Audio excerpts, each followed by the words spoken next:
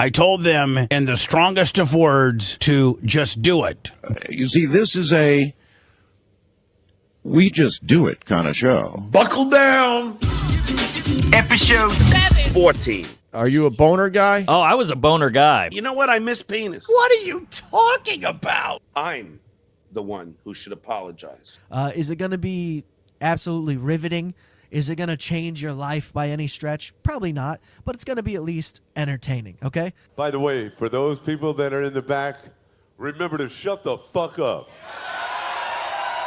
Mattio! Cuz-a-roo. Slapperoonie. Mattio! It's showtime.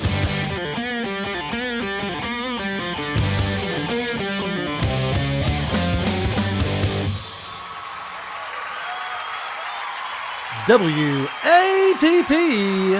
WATP. Hello, Rubber Dicks Cuzzaroos. Welcome to another episode of Who Are These Podcasts, the only show that believes Baba Booey reached out to Stuttering John to book him on the Howard Stern Show today. I'm your host, Carl. With me every Wednesday, you know him from Buffy, the list goes on. It's Adam Bush. What's up, Adam? How you doing? I'm feeling better and better. Good. Producer Chris is here as well. Hi. Whoarethese.com, voicemail, email, whatever, blah, blah, blah, blah, blah. Hackermania, hackermania.com, blah, blah, blah, blah, blah, blah. Reviews, shit on us, Yada, 5 yada. stars. Yeah, you guys get it. All right. Super Let's tip. move it along, Hamburger. I know. Let's go. We got a lot to get through today. Supertip.gg/WATP is where you can go to support this program and participate as well. We appreciate when you do that. On today's show, Sammy Hagar gets drunk and listens to Tom Waits because Sammy Hagar is cool. Bob Dylan created the most bizarre Patreon I've ever seen, and Adam Bush and Pat Dixon are going to be breaking it all down. Howard Stern is back from vacation and has never been more mentally ill. Opie explains to Ron the Waiter why Opie and Anthony was such a popular show. Scorch is back with a brand new show that features a new format. Stuttering John makes up the dumbest lies ever about what he is going to do when he leaves the Dabbleverse. Also, we check out some of the DVD commentary on One Too Many. Megan will be here with Is It Gay? Simon's in it, another round of Opie or Burr. All that and more, but first, the Golden Hour was live in Austin at the Vulcan Gas Company. And they put it out on their YouTube channel. It has 64,000 views. Mm-hmm. And these three idiots show up with no plan at all. Eric Griffin did the most work to actually bring some content. What? Not a good sign. So you have Eric Griffin, Brendan Schaub, Chris D'Elia. And the reason why this show is even taking place is because Chris D'Elia had a gig booked at the Vulcan that night. So this is a Friday in March. And Chris is like, hey, I'm going to be in Austin. Says that to Brendan during the show. And Brendan's like, we should do a live show. And Eric's like, yeah, we should do a live show. So Chris D'Elia's like reluctantly like, okay, we can do a live show. So they did a matinee at the Vulcan. And this is how things start off with Eric Griffin and this guy. This chair is too small for him. Hell yeah. We're golden hour. Oh my God, I'm fat as fuck. I can't even. Oh, well, you, no. Wow. You needed the middle, bro. This is. You said. Wait, I feel like I'm going to stand up and the chair's going to come with me. I got to get back to it. Now you have to stay for the whole night. I know. I have to. Dude, I'm going to have to do my show later here, and you're just. He's stuck. Get his Xbox or whatever so he can fucking have something to do. It's going to break. It's like Shallow Hal. What's it made out of? Here we go. No. I didn't say it. But look, here's the Laurel and Hardy. I didn't say it. I also didn't say anything when Eric said change the stools to chairs, and I saw those chairs, and I should have said something. I'm just saying. They said they go. That's a small chair, and I go. Well, it's okay. Here's what I love about this. This is how they start their show off. And they're getting the reaction they should get. When you see them in their studio, those producers are losing their mind over the most silly nonsense. And you get in front of a live audience who are there to laugh. They want to laugh. They're trying. They're really trying. And there's just nothing. And I love these guys getting this instant feedback because a lot of these podcasters, especially on the West Coast for some reason, are just chuckle fucks.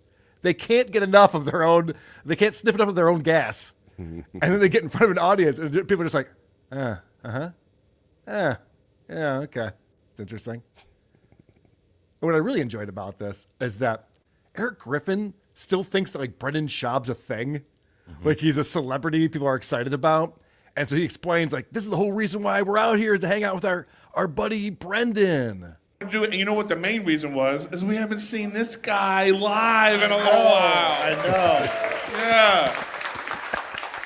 The new Ricky Ricardo over here, you know, him and his wife making all those funny videos. Have you guys seen those? It's all her idea. More like Ricky Retardo, am I right? Yeah. What does he beat his wife on the videos? I'd watch that. That's an Instagram account I'm following. I like how Chris is distancing himself from them. Yeah. Yeah. It's very funny that Eric was like, oh my gosh, you guys probably watched these Instagram videos from his wife's account, right? And not a person in the room responded to that. It's like, Eric, what world are you living in? We'll giggle while you get settled, but we're done with that. Yeah. Be funny. Does he not know the internet exists? Well, in all the letters that Brendan writes us home, he says things are going great and he's a big star. So we assumed when we came here, that he'd be the king of summer camp. I mean, if you go to the Fighter and the Kid subreddit, Brendan's wife's getting a lot of shit because she's trying to be a celebrity. She's trying to put herself out there. I have an example of one of these videos that Eric was like, you guys see these hilarious videos that they're making? It's a visual, but we can explain what's going on in this. But this is on a recent video uploaded to her Instagram account. She's got a top, actually a onesie. She's trying to like throw it on her like they do with the special effects. It's not working. Oh!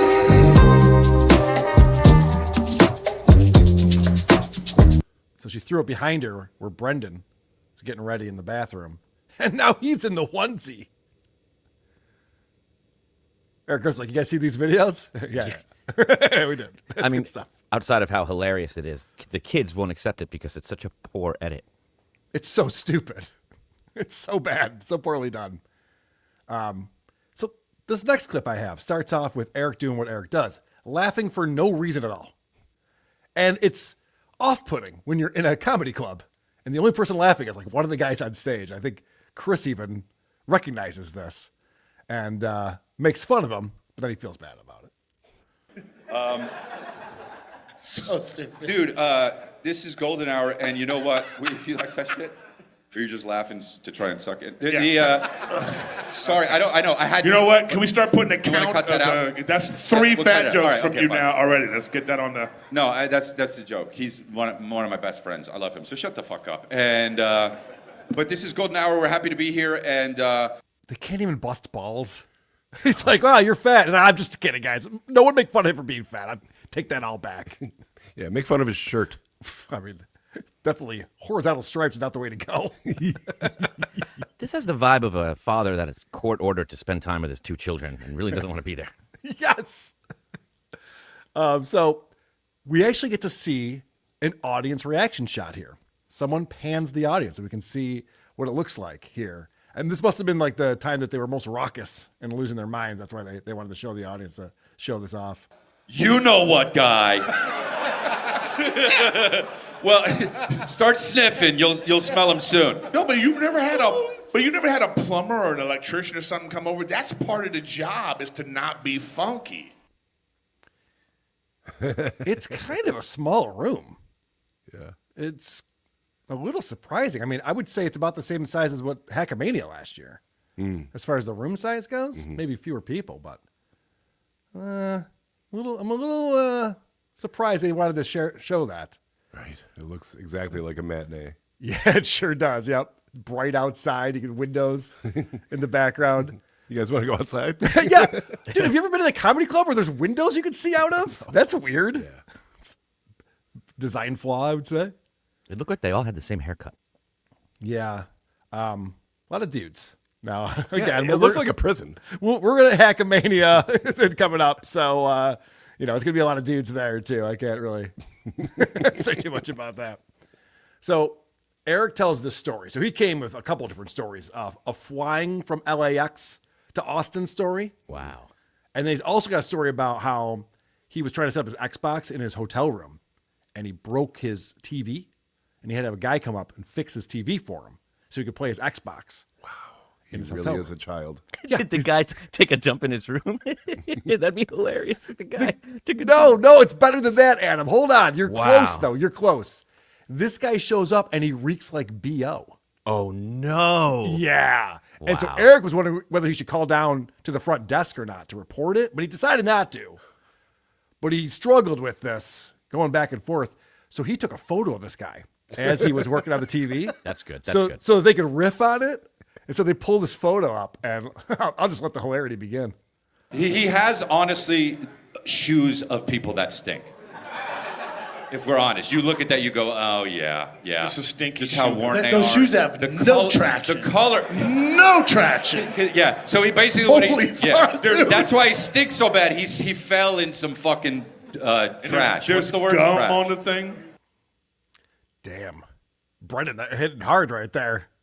Look at how worn the soles are on those shoes. I fixed TVs in a hotel room. What do you want from me? What the fuck was that? Those are shoes worn by someone who stinks. Are they? Is that what it is? I don't know why they wouldn't prepare something. I don't know why they wouldn't have some ideas ahead of time. And What's the opposite of relatable? this. Yeah, this. Right. When they Remember were this. pitching it to Chris D'Elia, this is what he was suspect of. Correct. He did not want to do this. He He's called just- it. He's like, all right, we're just going to show up and shoot the shit in front of an audience of people that are asking for refunds. Is that what we're going to do? Well, more specifically, he's like, you're really just going to pull from my audience and griff Right. them for more money when I already have a gig in the same spot at the same day. You're going to make them pay again for a lesser quality product. Fine. Okay. Brendan's like their Make-A-Wish kid. Yeah, it's funny that they're acting like Brendan is a celebrity. People are there excited to see him. They're like, no, we all just like Chris D'Elia. That's why we're here. And I could prove that Eric Griffin has no fans because of his comedy. Listen to this as he's describing what if this guy did shit his pants. All right. Now, you mentioned that already, Adam. He took the poop in his hotel room. but Brendan wasn't sure like why he smelled bad. He's like, did he shit his pants? Did he have BO? So then they're riffing on whether he pooped or not. It could have just happened in the hallway. He was walking with. And there it is. And there it is. He took it to Disgustingville. Yeah. Dude. Hold on. And then he's like, wait. What if it was like this, Chris? He's at the door, he knocks, and I don't come to answer the door yet, and then he shits himself. Yeah. Then I go, hey, what's up? Yeah. Professional comedian Eric Griffin, everyone.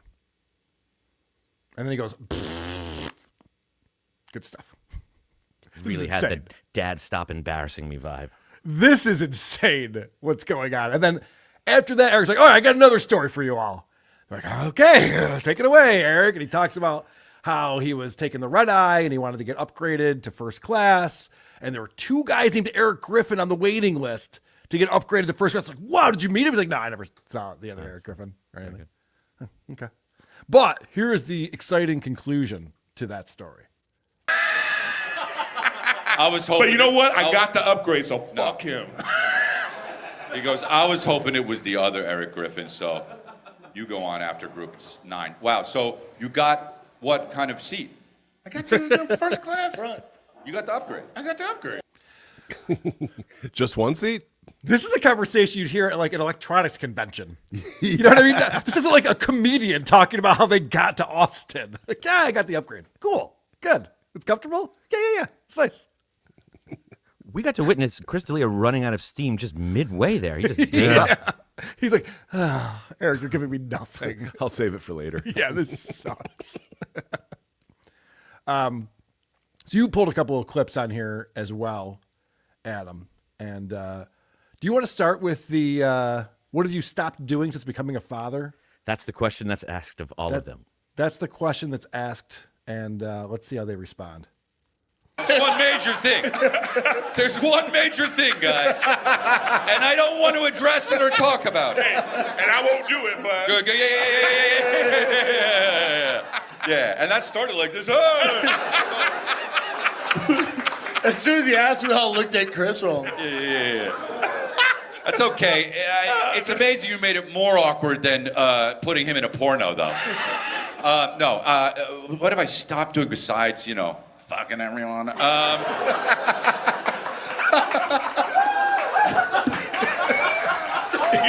didn't have to go and say it. No, I know. I like to let them do the imagining, but Yeah, you said that, and you fucking. Yeah, what have I stopped doing? You know what I stopped doing? Besides that. I can say I don't do as many local spots anymore. Oh, yeah. Because Way to follow Chris D'Elia's sex addiction response. What a loser. I stopped cheating on my wife every day. So there's that thing. Eric's like, yeah, and I've been picking up fewer and fewer weekend gigs. Well, anyone else? I'm drinking less milk.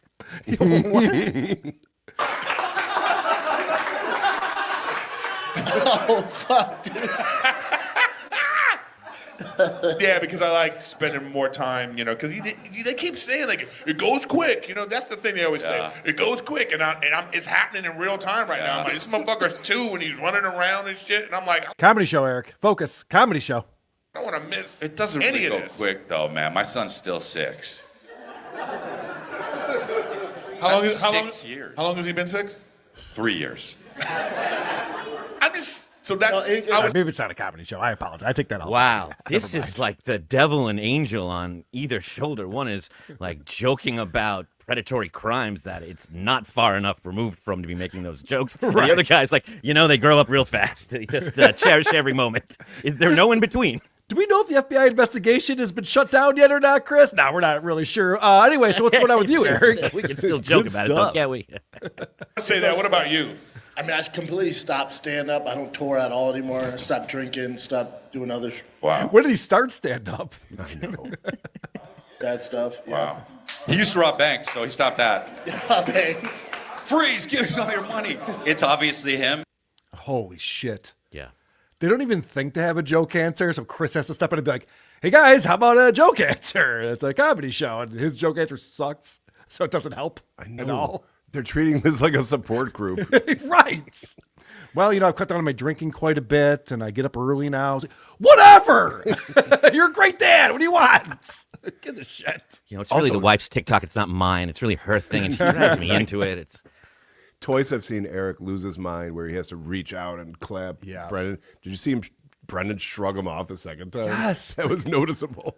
That is why when they came up onto the stage, Eric tried to grab the far left where Chris is sitting. And Chris went, I'm not sitting between you two idiots. And he is as far away from them as possible. There'll be no high fives during the show. Promise you Good that. move. All right. Do you guys want to watch the funniest part of the episode? yeah. This is the highlight. This is the highlight of the show. This is where things really go well. And these guys are riffing. They're talking to the audience about audience participation, which is always good. Ask Mersh about that. Always a good idea. Let's see what happens. See if we can do more of these, and so thanks for coming out. You know what I mean? It was a great show. Thank you. Oh, thank you. Oh, RFK is here?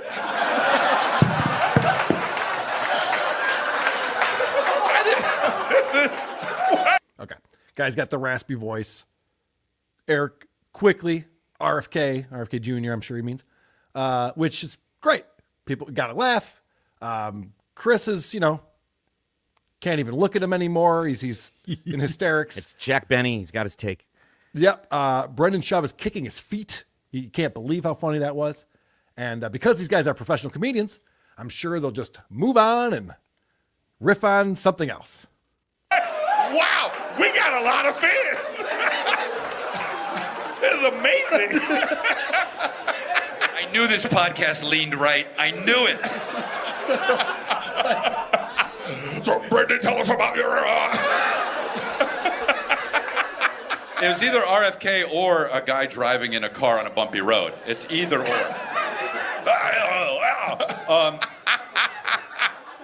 That was really nice. Y'all are fucked up, man. That's a nice thing to say, even with that voice. That's a nice thing to say. Thank you. Yeah. No, I appreciate shit like that. Yeah. Quick. 30 motherfucker. 30 motherfuckers? Your show. I'm coming to your show. He's got Oh, your hell show yeah. too, so be cool, man. Hell yeah. Hell yeah. And then Brendan's kid's baseball game is tomorrow.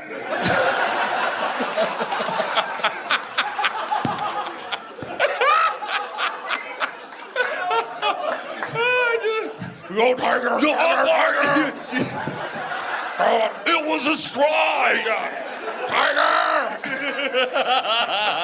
Take me out to the ball game. See, Chris, they're doing impressions of this guy's voice. and come up with different scenarios on what he might be talking with that voice that he has that they find hysterically funny.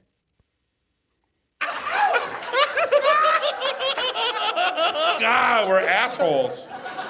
Yeah. Poor nice guy right there. Y'all like, piece of shit, man. But like, get a throat lozenge. You know what I'm saying? It's like, can we get some tea and honey for this motherfucker? Is that really all you got? The Steve Austin bullshit with the voice, that's all you got? I've never heard a guy who's loud and not loud at the same time. He did it, dude. Y'all need to quit fucking with him, man. Scientists were like, top of his lungs. Done it. Done what? He's loud and not loud. I want no problem. Oh, you can hear him. Shit. Guys, move on. What's he saying?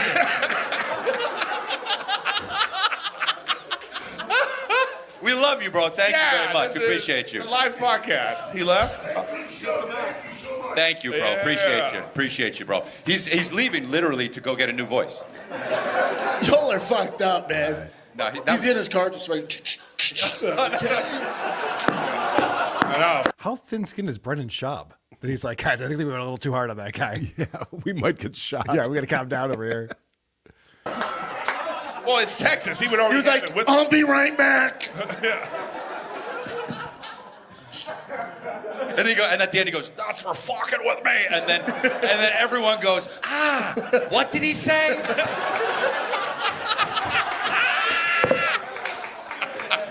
You piece of shit, man. Well, whatever. It's that poor guy.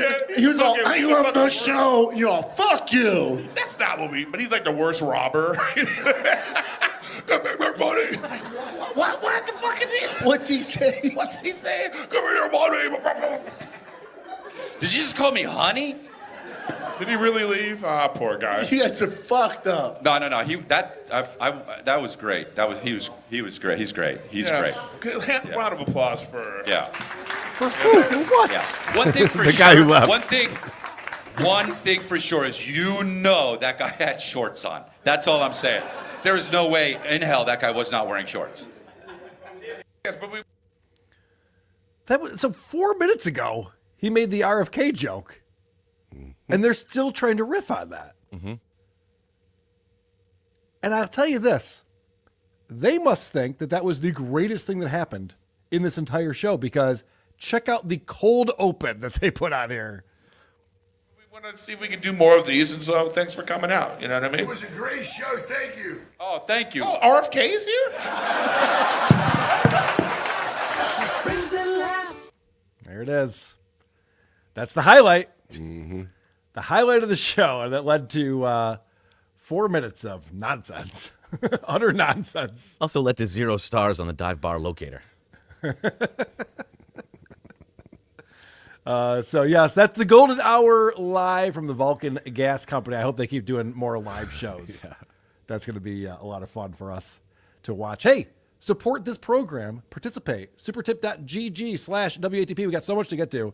So many things coming up on this program today that you're going to love. Laverne Mystic is here supporting us as usual. Thank you, Laverne Mystic. Gentlemen, a lesson in life to have goals. Not like Aaron did, but to help motivate you to keep moving forward in life. This little piggy, Carl, went in the HELL. Are you going to set a new goal? Someday soon. I'm not sure what I'm being yelled at there. Yeah. I think Coach Scott was yelling at me, but I'm not sure what he was yelling at me about. Dream big, loser. This little piggy will be live at Hackamania. Hackamania.com. Get your streaming service there. Oh, really, Producer Chris? We're going to mock people for the shirts they are wearing? Yes. That's where we're at. The reply guy. Anyone who went to see that show needs to examine their life choices. No, I think Adam nailed it. It's just Chris D'Elia fans who are like, oh, he's doing another show earlier in the day. All right, I'll go to that too. Silent Shape became a YouTube member. Thank you very much, Silent Shape. Good to see you, my friend. Tukey's unpaid staff. Carl, stop rubbing Producer Chris's non-shoulders and start the show already. How do you know what we do before the show? Never stop. My buddy Raper Butt, $5. Carl, I don't own a home. Can I still watch the show? Yeah, definitely invite all the losers out there to watch our show. We appreciate you. Labyrinth Mystic gifted a Who Are These Podcast membership. Thank you very much for doing that. Labyrinth Mystic, you are a hero to many. Labyrinth Mystic says, your super tip goal was met and still the same. Yes, I did set the super tip goal when we were on This Little Piggy because that's a new feature of super tip, and I got bullied into it by Melton and Moody because they wanted to show off their new feature that they had. Oh, Carl, you got to show the feature that we have. We have to advertise this new feature. Adam, did you think Moody was here? What just happened? What the fuck? I think Adam thought Moody was on the program, but he's not. It's just me. I was just doing a voice, Adam. Jesus Christ, man. Get with it. Wow. All right. And this is a perfect time to do our Cringe of the week. Cringe of the week. All right. Adam, you brought some different varieties of cringe of the week as you're apt to do these days. I sure did. Maybe we can decide which one is the absolute worst one. Okay. Where do you want to start? I want to start off with our good friend Maria Bosco, just hanging out, getting in some guy time. How old are you, Mario? I just turned 50 January 19th. 50 is young. All right. I don't know about young, but No, you look great. What do you identify as? male. What are you talking about? I'm a guy. That's all the questions. You got a big deal? Yeah, I got a picture deal. What? You got a pickle? Yeah. Then you got a deal? You got a big deal. Picture deal. Big deal. He should identify as a child's doll. But he's talking about his dick, huh? You got excited about that, Adam? Why is he wearing a full suit and everyone else is in like swimwear? He's classy. He's very classy. What You are they know saying that? at the end there? Is it just me that doesn't know what they're saying? Something about something dill? Kosher dill? Pisha deal? Something dill? I don't know. I think so. Yeah. Yeah. Sure. Good stuff. Yeah. What is Because that? I'll be talking about our dicks later in the show, so stick around for Oh, that. you Pisha deal? You got a Pisha deal? What does that mean? I don't know. Why are they laughing? Because it's dick humor, dick jokes. They just asked him a simple question. How do you identify? And he's like, oh, what do you mean? What do you mean? Simple question. Well, I mean, he could have pulled his dick out, I guess. That would have been funnier, but. You prove it. Yeah. Where are we going next? This clip from the Rat Dirty Jersey is number 2 because I remember Stuttering John saying that the worst thing you can ever do is accuse someone of being an alcoholic. Well, here he is laying into karmic for existing. Know any better? He doesn't know shit. So let's get that. Okay. So we're watching Dabbling Doofus here. We are? And I see why you pulled this clip. He's wearing a shirt with your face on it, the big heart. I didn't even notice that. Did you? Okay. Look at that. That's amazing. Okay. Look at that. Wow, that's pretty cool. Yeah. Dabbling Doofus loves Know Adam any Bush. better? He doesn't know shit. So let's get that. Let's work on that. Let's work on, besides your alcoholism, let's work on double negatives. Okay? So who is the piece of shit here? He is. So he called karmic. He said he has alcoholism. Yeah, he has alcoholism. Jesus Christ. Karmic's It'd the be- alcoholic in that relationship. Right. It'd be one thing if John didn't get drunk on his streams. You know, if he was just an alcoholic at the bar and in his house when he was falling over in the shower. But he does get drunk on his streams quite often. Sure does. In fact, we have a guy coming up in a minute who watched him get drunk on a New Year's Eve not too long ago. I remember very well. Speaking of getting drunk on your streams, Sammy Hagar. Did you even know this guy drank? Does he like tequila? Sammy Hagar likes to put a few down. And he decides to stream live on, Instagram? Yeah. And he's talking about how cool Tom Waits is, listening to some Tom Waits, and getting wasted. One of my favorite artists of all time. One time I called Tom. This is his new stuff. And asked him to write a song with me. And he said, what are you talking about? I don't know what you mean. I said, you write some lyrics and here's some music. And he's going, but what do you want? What do you mean? He looks like he's in that music video for Land of Confusion. Yes, he does. He looks like Spitting Image. Yeah. And I realized that he was so far out of my league, I didn't have a chance. Tom Waits. one of the greatest artists of all time. I love this guy. I guess he has a new record. Thanks for sharing with us, Sammy. That'll be enough. We get it. We get the point. He looks like the caricature drawing of himself. Yes. Yeah. He put on his Sammy Hagar mask and went online. And, or Rob Saul's impression of Sammy Hagar. Right. And I'm sure that's all he's going to have to say about Tom Waits. He doesn't have to make any more videos. This goes on and on and on. Oh, he knows when he's hit gold. Tom Waits, don't need puppets. Babies asleep in your shoe. Tom Waits is a master. Buildings with yellow. Jesus. He's got a hashtag that says, "Yes, I am buzzed." Uh-huh. You're wasted. That's what's really going on. And of course, he tags Tom Waits in it. He's hoping that Tom Waits sees it. It's like, "Hey, Sammy, what's up, buddy?" Did you hear the story he told in that first one? Yeah, the fact that he asked him to write a song with him, and Tom Waits is like, "No." Yeah. I don't write songs like right now. So, no, definitely not. I can drive 55. I'm good. Yeah. Only time will tell if we can stand the test of time is the least, my least favorite lyric from any Van Halen song. Fucking hate that. He did say that. Yeah. It's really terrible. Is he still drunk on here talking about Tom Waits? Yeah, because his house a little bit. What's that? You can see his house a little bit in the background on this one. That's fun. Okay. Master. He doesn't need hits. He doesn't need pop songs. He doesn't need to make a record every year. He doesn't need to tour. My favorite artist of all time. Sorry, everyone.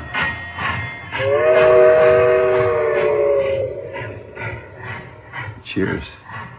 Tom, you're the best. Tom Waits, the man. Well, there's proof that Sammy Hagar is cool. Yeah. He's also been visited by space aliens. I'd rather him talk about that than Tom Waits. It's way more interesting. But This what was do I not know? that? No. The Fighter and the Kid has been going downhill for quite some time. And lately, it's been very interesting. Brendan Schaub has been addressing directly the fact that the show's not as big as it used to be. He talks about they don't have guests anymore. He used to book guests all the time. They don't have guests because the guests they used to have bigger podcasts than they have now. So there's no reason for them to travel to Austin to be on the show. And he also says, we used to hit home runs. Now we hit singles. Nothing wrong with hitting singles. Which is really a weird thing to say. Yeah, especially if you used to hit home runs, then that's right. not good. The show that you're still doing. So, yeah, can you imagine Barry Bonds later in his career? They're just like, well, he'll probably just bunt and get on.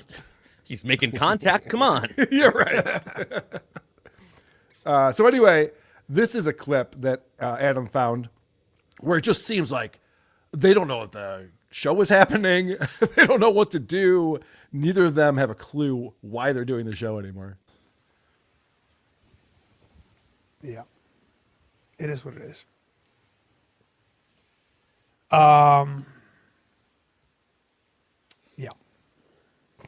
Yeah. Yep. Yeah. Are you going to do any electric vehicles on your show, Bren? I was just waiting for someone to just start going. I love a parade.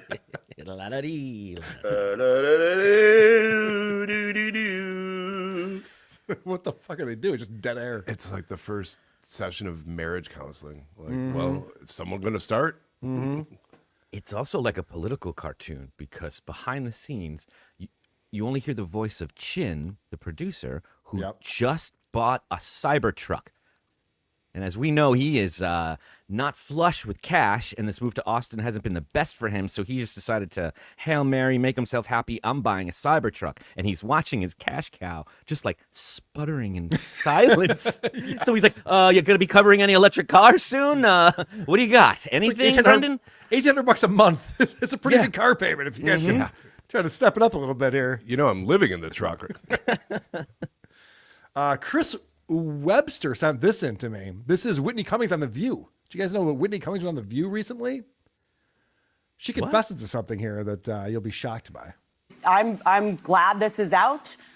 because I think it's time for men to see what women have always known, which is that men hate us, and men need to get pissed off about this. Get your boy. Like, this is your guys' problem also. And, and it's not just young men. I think there's a lot of ways that, it's more insidious when men get older and still hate women in different ways, whether it's doctors and psychiatrists who are finding new ways to dismiss our symptoms, to call us crazy.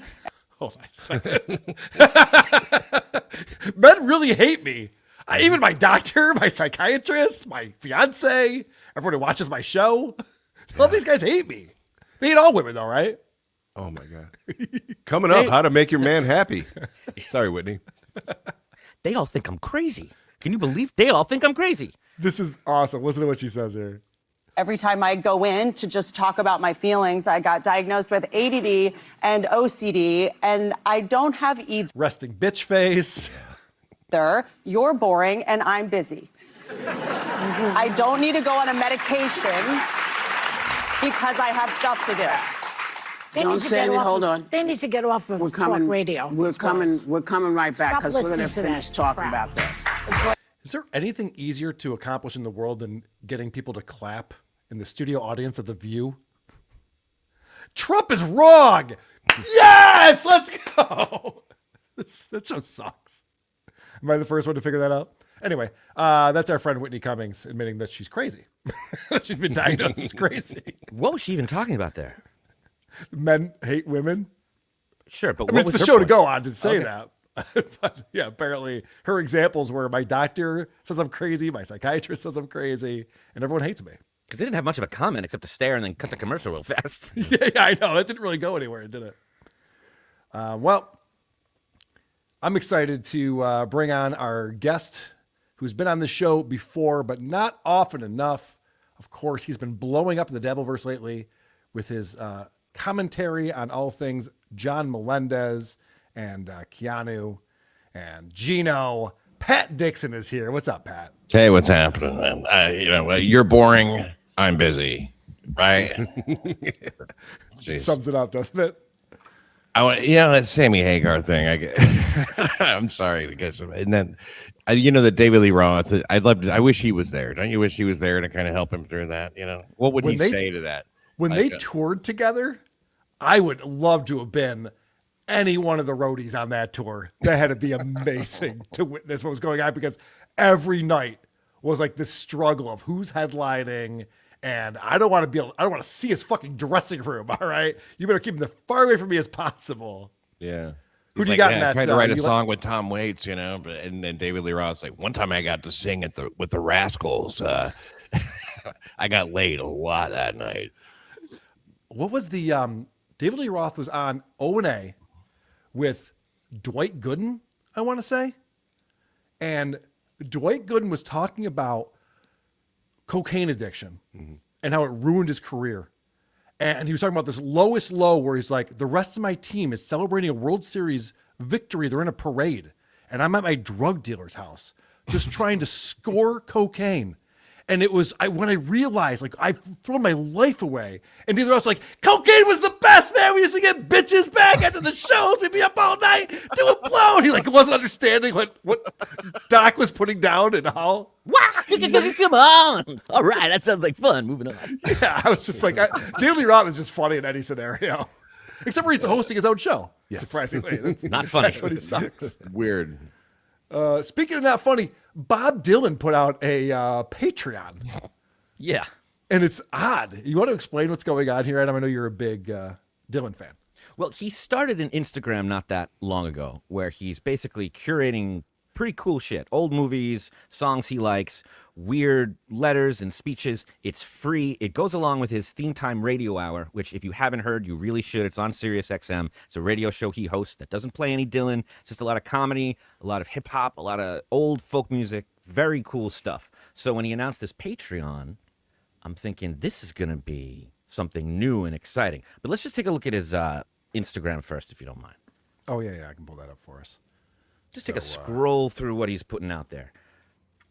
Because it's a mix of like silent movie clips and then like Machine Gun Kelly. He's got 1.2 million followers. He's following 0 people. And yeah. What's that life and death thing? Click on that. What is that? James Butler Hickok in 1837 in Illinois, though the world would come to know me by another name. My father, William Alonzo Hickok, came from New England stock. The Hickok family line traced back to early English settlers. I don't spend a ton of time on Instagram. Yeah. No one's looking for this. Oh, really? No one's scrolling through Instagram. It's amazing how different his speaking voice is from his singing voice. I don't think that's Bob. Yeah, so what even is all this stuff? They just have like a random boxing match? Very random. Okay. So is he going for something? Is this like, some kind of angle to this? Bob is Now I will tell you what the duel was actually like. Not the headlines, not the secondhand mythology, but what it felt like to stand on that field to face a man Yeah.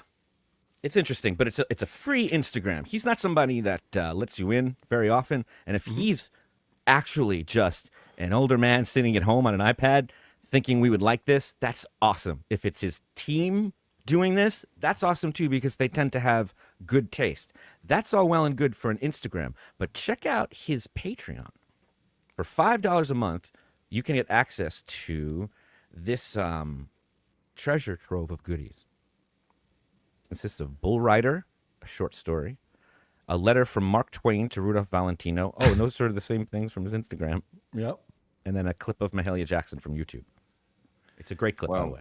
He had to start a Patreon. It was kind of necessary for him because Neil Young got his YouTube taken down. Is that it? Yeah. He's talking to Neil. He's just like, yeah, Patreon's where you got to go. You got to get behind the paywall. They'll let you get away with murder over there. So what is the deal here, Adam? What's Bob trying to pull off? Are the people paying for this Patreon? Are they enjoying it? Well, I did. All right. I appreciate that. I'm sure I'll get an invoice. Yeah. Thank you for filling it out so quickly. Yep. No problem. I just, I wanted to bring it to you guys because I don't understand quite why. Every time I've doubted him, it has paid off at some point. But why he's choosing to monetize things he's already given out for free is very confusing to me. So Pat is a big Dylan fan. I believe I was part of a conversation that I was very confused by, as you and Adam were talking about how Bob Dylan's later stuff is better than his early stuff. Oh yeah, it's absolutely better. It's better in every way. I mean, the lyrics, the songs, the music itself, and the maturity of the voice. I mean, it's all great. And by later, we're talking about the last 20 years. I am anyway. So I mean, like it's not as if it's a brand new development. But yeah, I've loved everything since like 96, 97. Oh yeah, I like stuff before, but it's like you get tired. I get the harmonicas mixed too loud and everything, and I don't want to hear anything about something blowing in the wind and all that crap. It's just like it gets old. I mean, it is old. It's literally old. But I mean, like you're listening to the culmination of however many years he's been on the road and singing and writing songs and stuff. I mean, how could it fail to get better? So most musicians don't get better at songwriting over time. It's interesting, but he is touring all the time. And he's playing hundreds of shows a year. And does he play the greatest hits at his shows? Does he please the people who are just like, oh, Bob Dylan's in town, I'll go check that out? Or is he playing to people like you? And he plays a few of those. I mean, you have to. I mean, how do you even make a playlist? That you're going to do out of like a 60-year career or whatever it is? Is that am I correct in that? Something like 60 years. Closer to 70. He played every album on. Every song on the Rough and Rowdy Ways album, which came out in like 2020. Oh, okay. And then besides that, he played, maybe 8 or 9, of the older songs. Yeah, he'll play the hits. The problem is you won't recognize them because they won't be the same arrangement in any way. And I go to see him live a lot, and at any show, a quarter of the audience will leave immediately. And I remember hearing in the bathroom once this man turning to his friend saying, not a shadow of the man he used to be. like spitting. And I remember thinking like that's exactly what Dylan wants. This is a whole new character. This is not that kid doing the protest songs. This is like, don't get up, gentlemen, I'm only passing through, Vincent Price intro from Thriller, like weird character guy, like a mayor or a sheriff. And the songs are different, but I love both of these characters very, very much. And I don't want to see the same thing every time I go see someone live. I love that he's completely reinventing it. So do you think Bob Dylan is letting us into like what his interests are? Because that's not what Patreon's supposed to be. Like, it'd be funny if I was just like posting clips of like Star Wars movies and the Cubs winning in the 9th inning or something. Definitely appropriate for Instagram. Not so much Patreon. Could certainly do that as a story, I suppose. What I think he's fucking with here, which is why he's either the devil or God, is AI, which is so weird. Like one of them, you see that one? It's a letter or it's a fictional. Yeah, not that one. There's one that says chat on it. And if you listen to the voice, you're like, wow. I stand before you tonight not as an outlaw, not as a soldier, but as a man who has outlived his time. I have ridden across the battlefields of the Civil War, the lawless plains of the frontier, and the dusty roads of the outlaw trail. And now in my old age, I think we should listen to the full hour and a half just to get it. Let's definitely do that. So this is on his Patreon. You have the Last Testament of Frank James, who is Jesse James' brother. The well-known outlaw, and apparently he just set up AI to read this and probably write it as well. I mean, I'm not a Jesse James historian, but I'm pretty sure he didn't have like a Liverpudlian accent. Right. They probably don't have a lot of audio of him either. Not much. Would be my guess. Trying to make it into the studio all that often. He's not lazy. He's not doing this, to make a quick money grab. He has money. So why is this done through a ChatGPT voice? And why is it on Patreon? How many patrons does he have? Do you know? I think a couple thousand. It's been out for a couple days. No shit. All right. So you think it's gaining momentum already? Well, and here we are promoting it. We're trying to figure out what this AI component is, and if it is just like old man discovers new tool and like won't stop spamming his friends about it, the new emojis he has on his phone. Oh yeah, and people are pissed about the electric guitar. Holy shit! Is this guy going to start churning out AI music next? I don't know. Joe Rogan will like it, but a lot of people will be very upset about that. I'd love it. I'd love to hear Bob Dylan's AI music. I would be curious. I would check it out out of curiosity. This is terrible, though. I mean, this is a waste of time. I mean, you can find shit like this already. I mean, like, yeah, you can find it on his Instagram for free. Exactly. This is another weird thing that he's got up here. Letters never sent. Mark Twain to Valentino. And it's just somebody wrote like a fictitious letter that Mark Twain would have written to this fashion designer.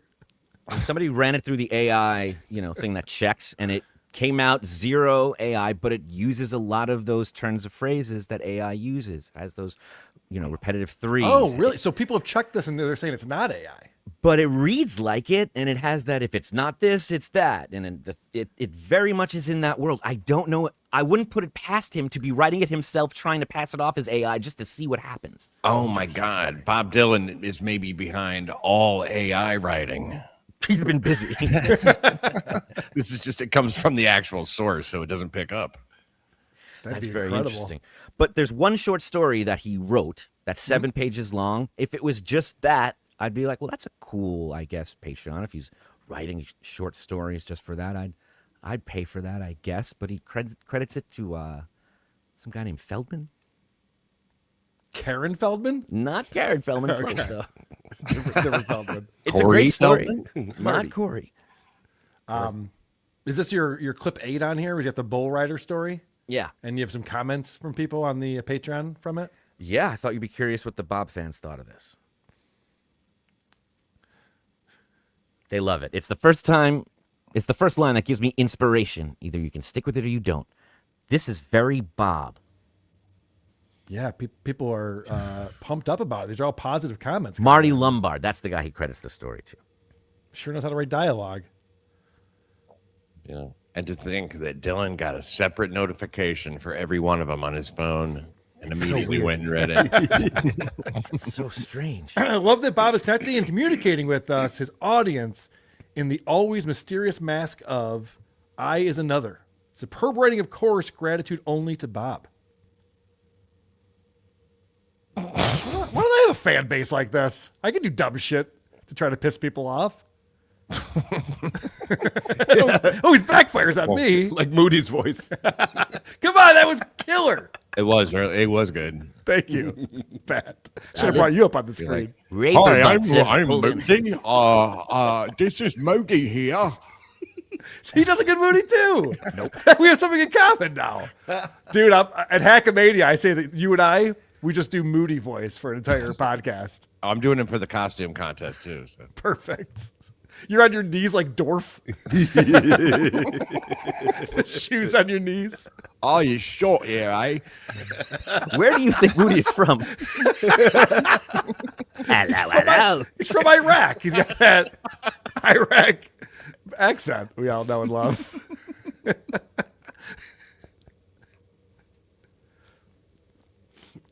Anyway, yeah, people are loving this. People are very excited about the short story. And then you pointed out, Adam, that Bob Dylan's always been interested in technology and kind of a leader in that. Back in the mid-90s, they started putting out these interactive CD-ROMs. I remember I had one from Primus. I think Tales from the Punch Bowl had one of these. Oh, yeah? Where you could buy the CD and listen to the music, or you could buy the CD-ROM, which would give you the CD, give you a CD-ROM for your computer, and it was interactive, and you could watch music videos and maybe play games or all sorts of different things. I didn't realize that Bob Dylan was doing that back in, 95, 94? Yeah, I didn't know either. So anyway, this is, where did you pull this video from? This is a guy demonstrating that, showing it off. Yes, I found it on YouTube.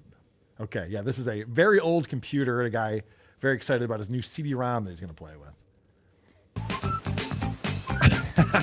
This next program brings back memories about my growing up because Bob Dylan has been a musical star for as long as I've been alive, and he was destined to be a star because he's so different. If he hadn't made it, I don't know what he might have done. Do you want fries with that? How can I get you into this car today? He was Boo. He's destined to be a star. He's Bob Dylan, and this is Highway 61 Interactive. And just to explain this program a little bit, this is all about Bob Dylan, his music, and the times surrounding his start of music, as well as in later day, too, 60s, 70s, things of that nature. And what we're going to look at here is as you move around the program, anytime you see a guitar on something, that means it'll do something, it'll play music. You might want to stop it around kind of an original video. I like that he calls it a program. We're going to demonstrate this program for you right now. So they used to call it, I guess, back then. We like Dave Coulier, but he's a little edgy. Do you have anybody? Yeah, I know. What the fuck with this guy? This guy's a weirdo. This is a replica of Greenwich Village at the time, and this is very game-like. Anything you go around and do, you look at things, you point at things, you can pick things up. Most of the time it has something to do with Bob Dylan's start in music or where he's been. You know, Greenwich Village was... Not selling me on it. What is it, in a jungle? Greenwich Village? Yeah, graphics were a little weak back then, it seems. Anything else you want to talk about from this Bob Dylan Patreon, Instagram? I'm going to keep following this. I'm going to find out where it goes and if it reveals itself to be something more than what it is. What do you guys think this is? Because it's not like he needs the money. So what's happening here? Well, okay, so there's a couple different things. Could it be a troll? Sure, that's fun. Yes. Why not? Yes. But the other thing you got to think of is that Bob Dylan might be just like giving the reins to someone else on his team and just like, yeah, whatever you want to fucking do. He might not even know he has a Patreon. Historically, when he does that, it's awesome. Yeah. This is not quite. This is not so great. Not yet. Yeah. Maybe he hired the wrong team member. I think maybe that's it. We're waiting for the punchline here, and he's not gonna. It's not gonna be 2 days in.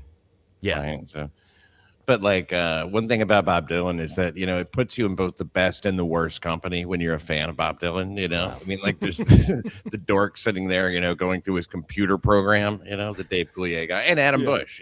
So. Thank you. Right, a lot of losers. Yeah. I think about Larry Ratso Sloman, who helped Howard Stern write his biography and helped Bob Dylan write his biography. And there's people like Larry Charles, who did Borat, that ride that line right in the middle. So the idea that he's trolling is a very good one and probably the best bet. I would like to see who it's on. I hope it's not us. I hope it's not me. I think it's on us. I think he got you, Adam. All right. Pat, can you stick around for a minute? I have some Howard Stern stuff I want to talk to you about. Yeah, that'd be great. Okay. Excellent. Before we do that real quick, supertip.gg/WATP to support this program. We appreciate you. Colin Madden says, Joni Mitchell greater than Bob Dylan. Wow. That's wild. Colin Madden again coming in. Dear Sammy, get confident, stupid. Bad motor scooter and 3 lockbox rule. Tom Waits is for pretentious moes. This is why DLR has cucked you for 4 decades. I think that's what Pat Dixon was trying to say when he came on. Yeah, something like that. Yeah. Laverne Mystic coming in. My psychosis continues to get worse when I see Whitney Cummings pulling off my takes and making so much more. That bitch. The Sarties. The Chargers. Uh-oh. Even AI Gino's drunk. Tex Hula coming in. When I finally catch that pesky vampire slayer, I'm going to rip off her face and piss on her dead skull. Yes, she fucked with the wrong Marine. Was that you on a bonus show? You said that? I was like, where did this come from? Holy shit. I was watching A Few Good Men. Laverne Mystic coming in again. Verdi Gershki. I'm Moody. I am shocked and offended, Carl. Thank you. Hidden Hand Media. When you think Brendan is going to figure out Brian went to Austin and away from him, when do you think? Brendan's going to figure out Brian went to Austin and away from him. I mean, he's dropped a lot of hints. He's made it pretty obvious. Gonzo, Bob Dylan sucks. He's just steel toe, hits the goal, and doesn't eat lawyer cum. Wow. That's what steel toe would have became? Yes. If he was able to hit the goal and not slurp up Nick Rekieta's seed? Yeah. It's amazing. I was unaware. Just both from Minnesota. That's the only similarity. That's true. That's true. That's true. All right, let's get into Howard Stern. Let's check in on what he's doing. He's got a new contract. He's got a 3-year contract with Sirius, and he's still doing a show once or twice a month. Oh. Let's see what he's up to.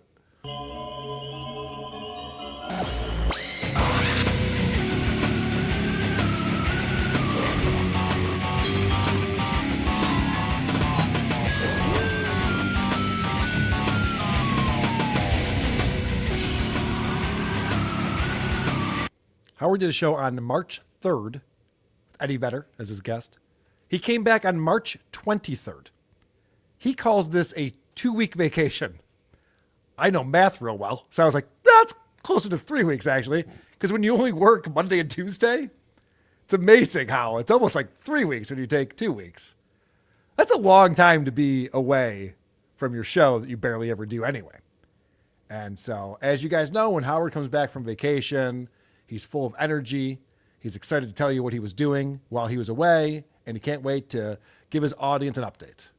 We were off the radio for 2 weeks. You might want to know what I did. Nothing. I sat in my house. Well, hold on, Howard. There had to be more than just you sitting in your house, right? And then I think we went out to dinner once or twice. That was a big deal. And that's it. I mean, being a billionaire is fun, isn't it? Wow. Good stuff.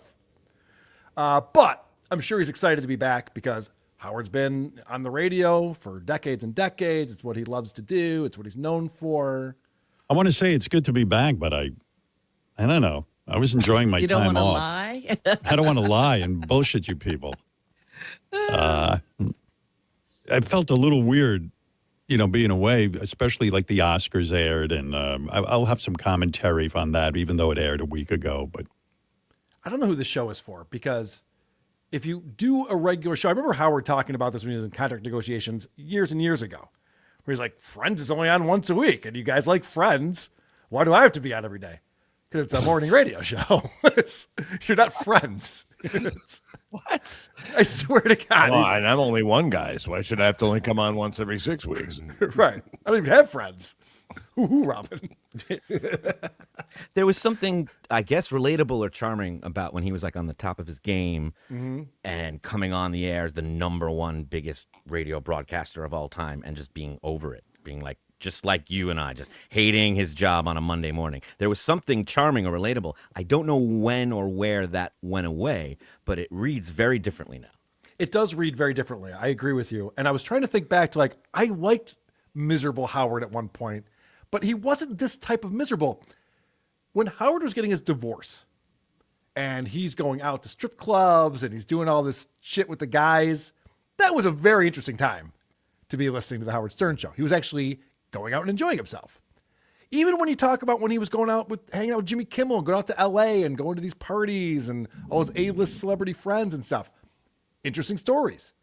Now he's just a curmudgeon who doesn't leave the house. I don't know what Beth is doing, putting up with all of this shit, and he can't figure out what he wants to do. I realized, though, with 2 weeks off, that I hate being here, but I also hate being off. So I don't know what to tell you.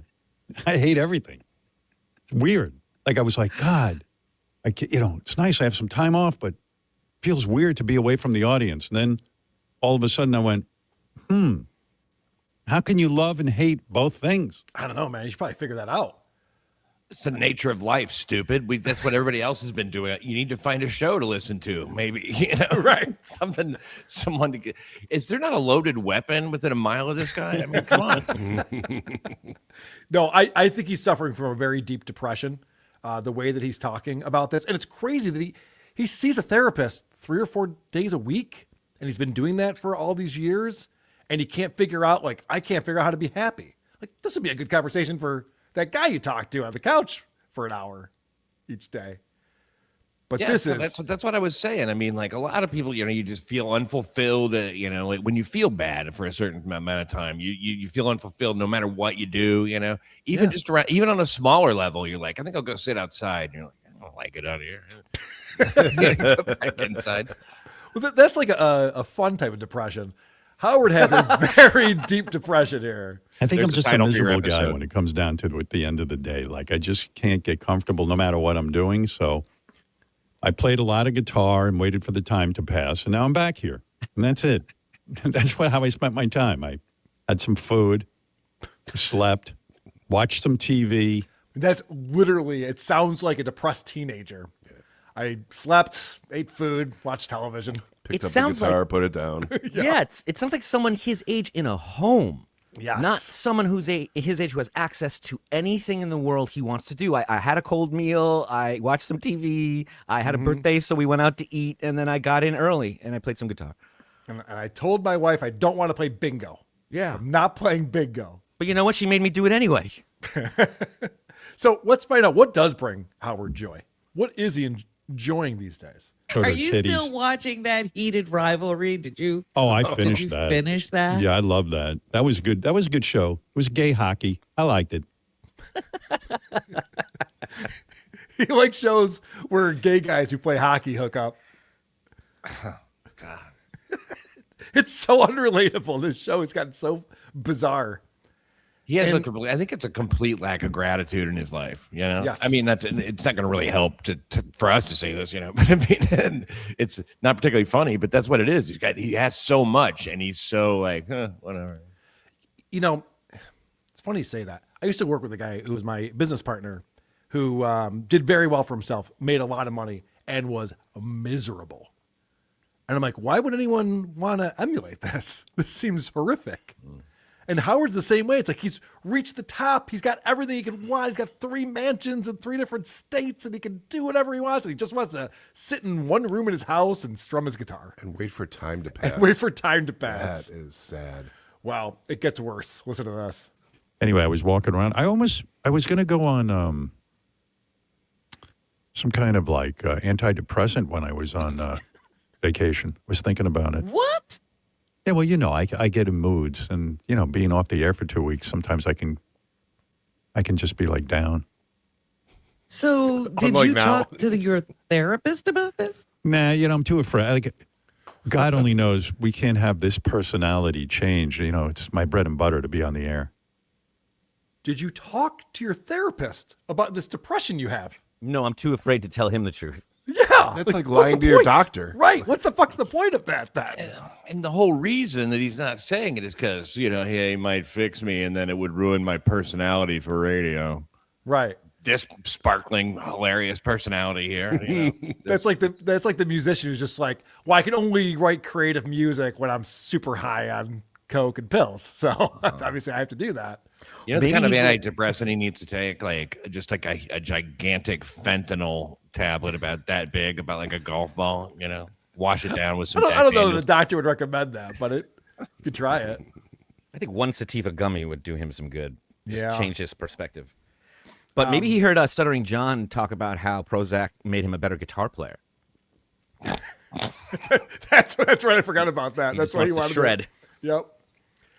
So this is the internal crisis that's going on with Howard. Oh, and I should point this out. My buddy MLP sent me the heads up to check this out. This isn't just like one segment of his show. I'm pulling from multiple segments throughout a 3-hour plus long show. He just keeps coming back and just talking about his depression and how miserable he was over vacation and how he hates being on the air and he hates not being on the air. No, but what happens is like when I'm off the air, I walk around the house and I'm like, oh man, it's like I feel weird. It's like I'm not on the air. This is my identity. This is what I do. And then like today I was coming back in the air and I was miserable. I was like, oh, I don't want to go back on the air. So there's nothing that can cure this man. He's being tortured every day. And he thinks that this is what he's supposed to do. It's weird. It's like I'm just kind of a miserable guy. My identity is being miserable, I realize. So I can't take an antidepressant. If I do, I'm not sure it would bode well for the show. And the show comes first. Right. Yeah. No one's listening to the show. No. Change it up. Clearly the show comes first when you do it every 3 weeks. Right, yeah. He took off all of March. He's like, but this show is so important to me, Robin. You know what they should do? If they want to what would change? They should make Robin first mic, the host, and make him like the second mic for Robin. That'd be hilarious, actually. So we just kind of seen a change in the energy and, what the hell? Now, this actually proves the theory that I've been saying for a while now, and I have some inside information on this. I'm not making this up. But the reason why Howard only does 85 shows a year now with this new contract is because Sirius ain't offering him the money. So he's got to save face. So the agent works a deal which like, oh, you're only going to offer us that much? Okay, well then Howard's only working this many days. Where I think it'd be better for Howard, for his audience, for his mental health, if he was doing a regular show. It's really difficult to do 2 shows and then be off for 20 days and then come back and be like, hey, what's going on, everybody? It's like, oh, you're on? I had no idea. I've gotten to a completely different routine. I don't listen. I don't know anyone who's like, oh yeah, Mondays and Tuesdays, those are Howard days. You know what it is, man? His maybe his political leanings or something, or the kind of framework is it's changed his mind to this point, where there's nobody to rebel against anymore, because he's that thing that he used to rebel against, and so he's lost his meaning to do the show. There is an identity crisis going on for sure. It's very similar to what Opie's going through, which is pretty amazing because they're both holding on to this thing that they should have let go a long time ago because they'd rather do this than face whatever's on the other side of that. Howard sees what's on the other side of that is a miserable person with everything around him. Opie has a similar thing. He's got to reinvent himself. Yeah. He's got to stop doing that show so he can figure out who he is. Whoa, Adam. I mean, cut eventually. This part out. Just slowly phase it over to Ron. Let Ron do the lead like you were saying, and then he'll be the Robin. It'll be great. So now we're going to start on the 6th segment on this Monday morning. So we're over 2 hours into the show, and this is how he starts off that segment. The 2 weeks were kind of uneventful. I mean, we have a cat who's dying. We always have a cat who's dying, which is very depressing around here because we have so many take cats. So many cats with issues. Yeah, well, this is one of our resident cats. This is Bella. Holy shit. All right, so I know what you guys are thinking. What about all the waka waka going on the show, right? We got Richard and Sal in the back office. They're going to write some hilarious prank calls. Maybe they'll be listening to Swap and Shop like they used to do back in the day. So Tuesday morning, they go into a Swap and Shop segment. Ooh. And this is the setup for that. A woman calls in to the radio show and says, hey, there's a bull in my yard. And I want the owner to come get this bull out of my yard. I don't want to give out too much information about them because I don't want somebody that doesn't own them to contact. You know what I mean? I don't want some, you know what I mean? And so if they know what they're missing, they know what they're missing. And I won't even say how. It is a bull That's all I can tell you. It's a bull. All right. Well, what's your phone number, and we'll put it out there. Good idea. Put out the woman's phone number on the radio so Richard and Sal can start calling her. So this seems fake already. The woman's like, well, but I don't want to give out too much information because then people might prank me.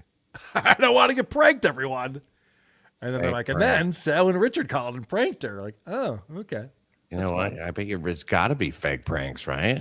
Yes. Because they're not calling into a radio. If they call into the radio show, then I could see where they get away with that. But I think that because they're like calling this woman on the number she gave out, she's a real Karen Feldman giving out her phone number. I don't think you just place that on the air. Yeah. And this seems so fake because Sal calls. It's a little bit too perfect. You know, you heard her set that up. I'm not going to give you information. I don't want someone calling and pretending it's their bull and it's not their bull. It's got this War of the Roses sound to it. Yes. Yeah, so listen to Sal's call with her. All righty, I lost a bull. How long ago? Well, how long has it been since you found him? He's been here for 3 days. Yep, that's him. I lost him 3 days ago. Now, does he have a few, spots on his head? No. Yep, that's right. This one didn't have that either. And he's a dark-colored bull, right? No, he has... Nope. Not yours, then. Oh, no. When I said dark, I meant his hoofs. I mean, he's light-colored. Okay. How big would you say this bull is? Well, he's a bull, so he's pretty big. No. Well, but this one is little. How old is it? Oh, well, he's up there in age. Nope. But when I say he's up there in age, I mean he's up there from being young, so he's still young getting up in age. Now, so you keep on turning this around every time I say something. I'm sorry. I don't believe that this is your bull. This is so bad. It is. Why would anyone stay on the phone? It gets everything wrong. Can you believe it? It's down is up. It's up is down. Wow. God. So then Richard Christie calls in. Now, Richard, I'm a huge fan of. He has some of the funniest prank phone calls I've ever heard in my life. And this is so low effort, such poor writing, so fake. This is embarrassing. This is on the Howard Stern Show in 2026. You know how we could find out if it's one of my bulls? Could you just go to the door and call out a name, and if it jumps up and down, then that means it's one of my bulls? Yeah, okay. I will, call him and see if he makes any kind of response.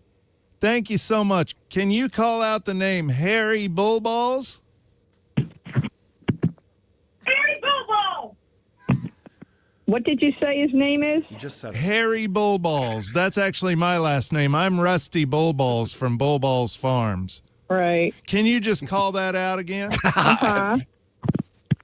Harry Bullballs! Man, you just got pranked, lady. Wow. Can't believe you fell for Harry Bullballs. That's some of the best written prank calls, that I've ever heard. This is insane. Who would listen to this on the radio and be like, oh, these guys have not lost their fastball. This is good stuff. Somehow it gets worse. This is the rest of that prank call. Can we just try one more real quick? Can you call out the name Ima? Right. But he actually responds to his full name, Ima Being Pranked. Can you call that out? Oh, God. I know. It's an odd name, but we like to give our bulls full names. Oh. If you could just call out, I'm a being pranked. I'm a being pranked. I'm a being pranked. I'm sorry. There's no way this is your bull. Someone in the She chat. still doesn't get it. Someone in the chat is like, The Simpsons did it. Like, this is like literally, hey, everyone, I need a man to hug and kiss. Like, holy shit, this is the worst writing. And I don't know what it is about that particular one, but I'm being pranked. It's just like, this gets just enough of that little stretch in it to make it like real cringy. Man, I think it's time for Howard to start a Patreon. When Sale had the Mike Turban is dirty, like that was believable. That was a good prank call back in the day. But yeah, I'm being pranked. When they called a Chinese restaurant and then called another Chinese restaurant and then had them talk to each other, that was very, very funny. This is so heavily edited that young people with CapCut, they know how to edit so it's not like, can you say I'm being pranked? Yeah. Huh? Yeah, can you say it? It just sounds like they've edited it, and there's two different sound sources, and the whole conversation has been gerrymandered into something real. Does anyone care about their job over there? Is anyone putting any effort into this show? Well, they made them do it this way. They had to, right? That's probably what it was with those guys. Oh, yeah, he doesn't even want to talk about sad pets. He just keeps getting the orders from Marcy and everyone above saying, more sad pet stuff. Yes. All right, that's what they want. So the other thing that's going on Stern's show is, and this has always happened, Howard gets into a hobby, and then he talks about it. I listen to him talk about chess forever. I listen to him talk about painting forever. He's back to playing guitar.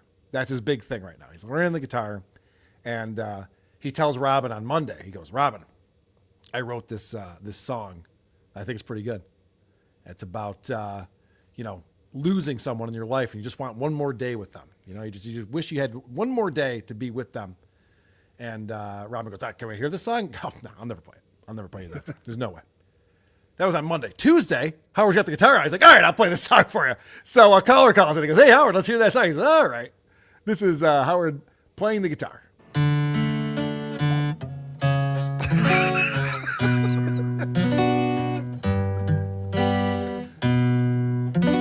It's good stuff. Met a guy in the village. A multi-million-dollar contract with SiriusXM, and that's the content you're putting out. He's been playing for a while. I know.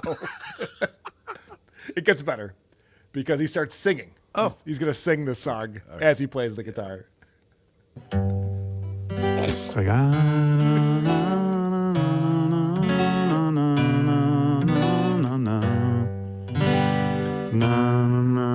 I feel for you. How can I say goodbye?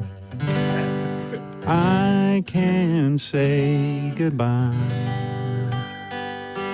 One more day with you. You think when he goes for guitar lessons, he's like, I don't want to learn any chords.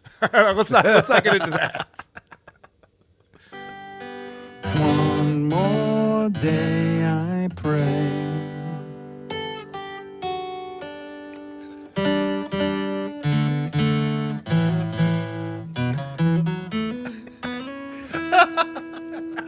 Like, it's serious stuff. Howard, did you write that? Holy shit. That's amazing. The best part of waking up. He said he had written this. Right? I think he's still writing it. Yeah, I think he was improving it. He doesn't I don't like to hold the strings all the way down, Robin. It hurts my fingers, So then he's got a caller on the line who also is a guitarist and telling Howard how great he is. And these callers are all fake. It's just like the phony phone calls. Because listen to the reaction after you just heard that. That's pretty sophisticated, Howard. That's pretty damn good, man. I keep working on that. It's pretty sophisticated, Howard. Pretty damn good. And then Fred. Poor Fred Norris. Who actually can play guitar. Has been in bands for many, many years. Yeah. He has to be Howard's yes man. And so whenever Howard says anything about music or guitars, Fred's like, yeah, you got it. And now, the hardest job Fred's ever had to do, compliment what he just heard Howard doing. Fred, man, what do you think of my song, man? I think it sounds really, really good. Yeah, keep at it. It's just you just gotta keep woodshedding it. What's that? I'm sorry. I am woodshedding. I just can't play in front of people. I can play it better than what I did. Oh, you'll get it. I mean, you'll really get it. But I think you should keep going with that and don't stop. Yeah, you're really going to get it. Yeah, don't stop fine-tuning that one. That's not done yet. That's incredible. This has got to be a joke. This has got to be a troll, right? Doesn't it sound like that? I was talking to my buddy Drew about this yesterday on his show, and everyone comes to the conclusion when you hear these clips, they're like, oh, so this is like a bit he's doing. It's not. All of this is very serious. The guitar thing, even. Yes. That was the only one that really struck me as super funny. I mean, like, that's just like, at that point, like, okay, we get it. Yeah, but damn, there's no way. Not only do they drive this home to show you that it's very serious, they have to have callers call in to explain how that song that we just heard, I'm not changing what happened. This is the song he played. 10 minutes goes by, and a caller calls in emotional about it. Howard, you got me all emotional in the car because my aunt died yesterday. I'm in Detroit. I'm on my way over to the funeral home to do all the work, and I just say, man, that song is beautiful. Kind of pisses me off. I like it so much. You got me all emotional in here, but I appreciate you, man, forever. So thank you, bro. Thanks, Matt. This guy's been sobbing for the last 15 minutes. That's intent. They're acting as if that's a real call. Yeah. Sorry about your aunt. Yeah, I know. I didn't care. They took multiple calls, Pat, after he played that song. Here's another example. This song, man, was first time I've ever had just the urge to call in immediately. You brought me to tears, brother. You have such a beautiful singing voice, and the message behind your song is just so absolutely real, man. I can barely hold together talking to you right now. Wow. I mean, if it is a comedy, if this is meant to be hilarious, then good on them, because this is ridiculous. What's going on? If anything, at least they have to be messing with him as staff, just going like really laying on thick, you know. Yeah. That was Mark from accounting who made that phone call. I've been holding on to these tears for an hour while I've been on hold. Just gotta let them out now. So this is what's going on. These segments go on forever too. How we're talking about his guitar playing, and Robin has to act like it's okay, and Fred has to act like it's great. It's like this fucking guy has built this fortress around himself. I'm not talking about the fortress that he lives in. Right. I'm talking about the virtual one, where no one's allowed to critique him. And God forbid, if he ever stepped out of this bubble, saw what was going on, it'd be a wake-up call. It's funny that you say that. Remember when he had the inkling to do this a couple of years ago? He wrote something, and he got Mark Ronson or some big producer to make it, and they turned it into a real song, and he heard 30 seconds of it, and he's like, we're never playing that again, and I'm never writing songs.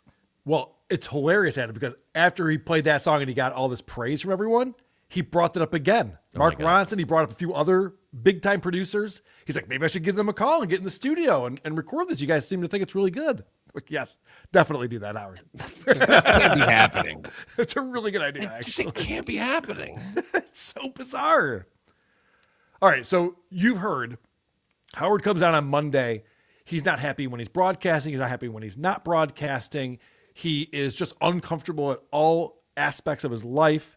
He wants to go on antidepressants, but he doesn't want to talk to his therapist about it. He doesn't know what to do. And we get another phone call from a guy after he plays his song on guitar who says this. You are the king of all media, and you are one of the biggest inspirations for men's mental health. Speaking your mind, speaking your feelings. You are an inspiration to men and young men all around the world, and I cannot thank you enough, sir. He might be the most mentally unhealthy guy I've ever heard on the radio. What's he talking about? They said the same thing about Joker. Right. Imagine a concert where Stern plays, you know, his songs and just like 1,500 men in a small theater. Yeah, all crying. Silver nickels and golden dimes. Here come the tears. It's insane. So yeah, Howard should get some real friends. Like I'm sure Jimmy Kimmel, well, he probably is too far gone too. You would think like a Jimmy Kimmel or someone would be like, Howard, you gotta stop playing. Jimmy is bawling. He is in tears right now. He is uncontrollable. You're right. That's a bad example. Anyone who would tell him the truth is out of his life at this point. It's brutal. Honestly, I don't know how Beth is managing this. It's amazing. I know that she has a lot of dying cats around her to keep her occupied. So at least there's that. She's super rich, and you know she probably finds super rich lady stuff to do. Right? Yeah, but Pat, she'd be super rich if she got a divorce. You know what I mean? Like the money's there at this point. So I think she could be having more fun going out with friends and hobnobbing with celebrities like she likes to do, and going out to dinner and stuff. Maybe even going out to dinner like after 6 p.m. Whoa. Just saying. She's probably just as fooled by this whole bubble thing too, you know? Yeah, that's very possible. She probably, I just take care of Howard, you know, he wrote this amazing song and well, I do have a clip on here that might explain why she's putting up with this curmudgeon. I wish people would donate to my wife's thing because she at least takes care of business. Right now, I'm the one funding the whole thing. I need others to step in too. So she's got this charity, Beth's Furry Friends, obviously she takes in a lot of dogs and cats and stuff like that. And Howard just admitted he's the only one funding it.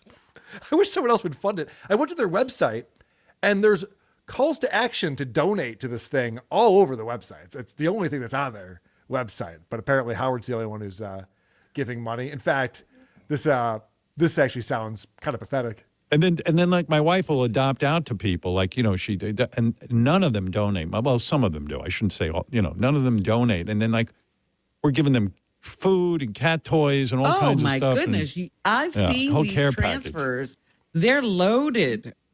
Yeah, with goodies. And I said to my wife, did they give you a donation? And she's like, no. And I go, geez, isn't there a way you can hint? Yeah, you could talk about it on your show. Hi, I'm the wife of a billionaire. Can I have a donation for a cat? Yeah, here's $50. Thanks. Is that insane? But Howard has publicly lamented this before, that whenever he goes to get any kind of work done on the house, everyone's giving him the highest quote. No one is cutting him a deal. This is one of the problems of being a billionaire. No one is looking at you going, let's try and save him a little money. Like, they're just not. Yeah, in comparison, Opie's getting a deal on his HVAC system because the guy feels bad for him. He's like, well, you use one down the street, I can just grab that one and maybe install it in a few months. Then Opie complained and had that guy fired. Yes, that is all very true. Well, Pat Dixon, we appreciate you being on the show today. Oh, man, my pleasure. Thanks. My friend, always good to talk to you. People should check out @PDixon with an X on YouTube. Yeah. Are you streaming tonight? Yes. Yeah, I'm streaming most every night. So, usually later, around 10, 11 o'clock, I'll get started. Sometimes midnight I'm starting, but, even if I'm not on by 1, it's still not a no-go. So, P. Dixon, Dixon. And thanks for having me on, Carl. Good to see you guys. It's a great show. It's not just a comedy show. Pat will play the piano, and he will play any song that you want, and he takes it very, very seriously. There's a key change halfway through that he doesn't see coming. He will be bummed about this for weeks and have to make it up to you. It goes on and on. A couple bucks goes a long way. All my effort, yeah. And please give to my billionaire wife. Thanks. Also, Pat will be with us at Hackamania, performing at the comedy show on Friday night, and you can stream that at hackamania.com. We're going to be hanging with him in Vegas next weekend. It's next weekend. Yep. Wow. It's coming up. All right, I got Opie radio stuff. We got an update on Boyd Tinsley. Thank God. Very important. Scorch is back. Yeah. We're going to be talking some Scorch. Stuttering John. Wow, he's got some wild things planned. I just saw a notification that he's on live now, so I guess April 1st, he is back doing a show. I thought March 31st was his last show, but apparently that's not the case. So we'll get into all of that, plus Is It Gay and Opie or Burr, all the fun things that we do over here. Supertip.gg/WATP is where you can go to support the program, like Adam the Drunkwitch Files. Gracias for the years of content. I listened to Stuttering Sex Pest video of your life's work. I noticed Cross, your Stut Joe, a hating co-host, disappeared some time ago. Was he fired? What's the story? Yeah, Croja is a classic. He was on first 300 episodes or so of the program, and he was not fired. We asked him to come back, and he's not into it. This Devilverse ain't for everyone. I can understand that. Not too many people saying Dylan didn't really hit his stride until COVID. Where did you get these guys? The dummy store? Better yet, how about Congress? Oh, that was topical and funny. Oh, that was good. Scooter G. That prank call was Crazy Joe equivalent material. Seriously. It's insane what they're doing. Laverne Mystic. Carl, you got me. I put on my payout in Capota, went to the local Muslim hood, and tried handing out obsolete beepers. Cops came, but let me off after signing a few things and hearing Baba Booey 100 times. Good stuff. Daddy Poopy. Carl, you fuck. My depression is easy. I've done it all. Have nothing left to prove, so I create new challenges for myself. They mean nothing. That makes sense. Very impressive. Colin Madden. 20 years ago, hey, Howard, you hook-nosed Jew bastard. That song sucks. I hope all your cats die. I was such a fan. My whole life's been a lie. I know. It's too bad. It's too bad what he's become. We're all Howard fans here. Whatnot Chaser. It's embarrassing I ever had respect or listened to Howard. He's either the biggest sellout in history or the fakest fucker in history. That is the conundrum, isn't it? Did he sell out or was he always this way? And just was putting on an act all those years. I think he just changed, and Bob Dylan changed too, but he wasn't going after the same audience. He didn't care if those people were still interested, and he didn't care if he made money. So that's the big difference between them both. I think Dylan's operating at the highest level right now that he's ever been. I think it's incredible. Stern, I can't say the same. Howard definitely wanted to change audiences. We saw that in the Pelican brief, where he's like, my audience are all racist bigots, homophobes. Let's get them out of here. But I think he always wanted to be the king of all media. He wanted to have the big contracts. He wanted to have the huge audience. He wanted to be the big deal. So it was a transition he attempted that went sideways. Well, what is it? Is it in Being John Malkovich that he gives it up and he becomes a puppeteer? It's like, you got to just go a whole other audience. You really got to. Bob Marley was only playing specific clubs because he wanted his audience to look a certain way. Like, that's what you do. He wasn't willing to give up the payday for that. Laverne Mystic coming in. Holy shit, Carl. I was freaking out when I heard this Howard stuff, thinking I was time traveling. I then realized I heard some of this on Drew Lane's show. I thought I heard a clip before the live show. Now, what if Stern goes full Mel Gibson from funding his wife's stuff? Months from now, we start hearing Howard tapes of, You should just smile and blow me. I like it. That's the beauty of Super Tip right there. You put together your own scenarios. He's been calling Kate Meany late at night and just ranting. Whatnot Chaser, Howard, you have no listeners, you fruit. Edward Turner says, it being Easter weekend, will the Duke be spending sometime, with any of his Juatholic or cashew children? He'll need all the calcium he can get from those Easter eggs. I'm sure he'll be spending a lot of time with family on Easter, knowing John. Matthew Rowley says, what happened to Clay Dabbler? Dead? No, he's around. He's around. He's just not co-hosting, but he's very active in the chats and I thought I'd seen him in chats and stuff like that. But yeah, he decided he didn't want to be on the show anymore with John. We should get an update on Boyd Tinsley. So Boyd Tinsley, violinist for the Dave Matthews Band for all those years, and was on all their big hits, and then all of a sudden left the band pretty abruptly. Stopped playing the violin, stopped using his left arm, invented a percussion instrument, started playing that invented percussion instrument poorly on the internet over songs that you'd rather hear it without the percussion instrument for some reason. If you like that Sammy Hagar shouting over Tom Waits field, then you'll love this. Okay. So let's get an update. I guess, what was it, 2 days ago? He Yes. posted something. Well, watch closely because there's very big news as to what's happening in here. Well, hopefully he's doing better. I haven't seen this yet.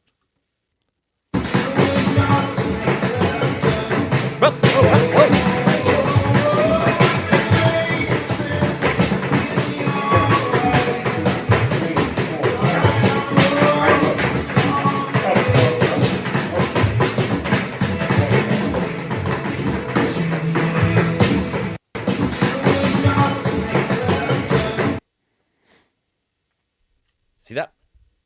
I just saw his left arm move up a little bit. That's right. We have progress. This is exciting. Yep. Is he going to be playing the fiddle next week? Whoa, Are we almost slow there? down, slow down. Dinner's still at 4:30, but we have movement. That's exciting. Okay. That's good stuff. Also, great percussion playing right there. That really added to the Peter Gabriel. Yeah, I normally don't like covers, but this is a good one. This is my favorite version of this tune. That's good stuff. So you have another thing in here for us. Oh. No, this came from Slobbering John, just me on X, who was very excited to let us know about this exciting new development. We have left arm movement. Thank you for the update on X. Appreciate that, Slobbering John. All right, you ready to talk about our buddy Opie? Let's do it.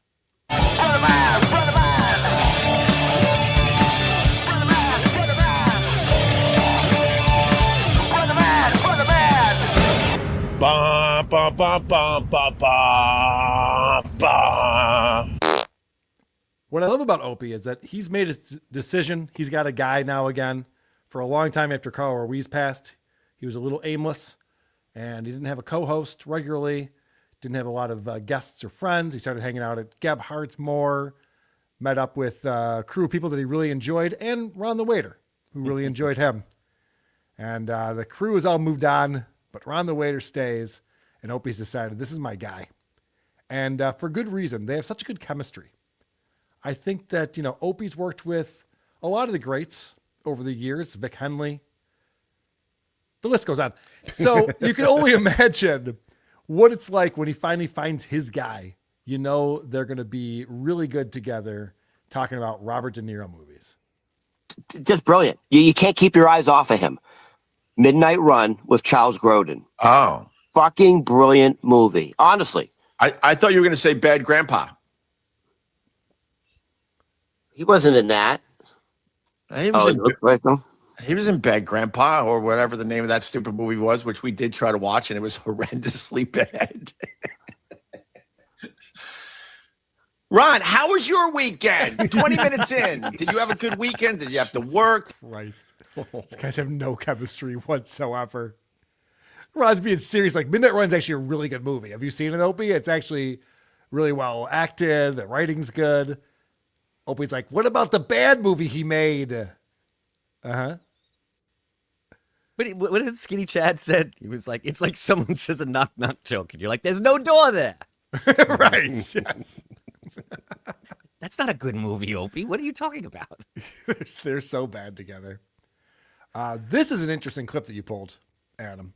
If you don't mind me saying this, I have a little rivalry going on with this woman named Emily. Oh. I got to talk to her when I was on B-Dabbling Live a few weeks ago. And Emily, great. Good. No, it didn't go well. Mm. See, Emily thinks that she has discovered Opie's sock accounts and that she talks to Opie every single day in some forum, some O&A forum online, and also on Reddit. She knows who Opie is on X, and all of these are sock accounts. Opie doesn't want anyone to know that it's actually Opie who's on the internet all day long every day talking about his show and my show and the Dabbleverse and stuff like that. And I kind of thought for a little while there that Emily was crazy.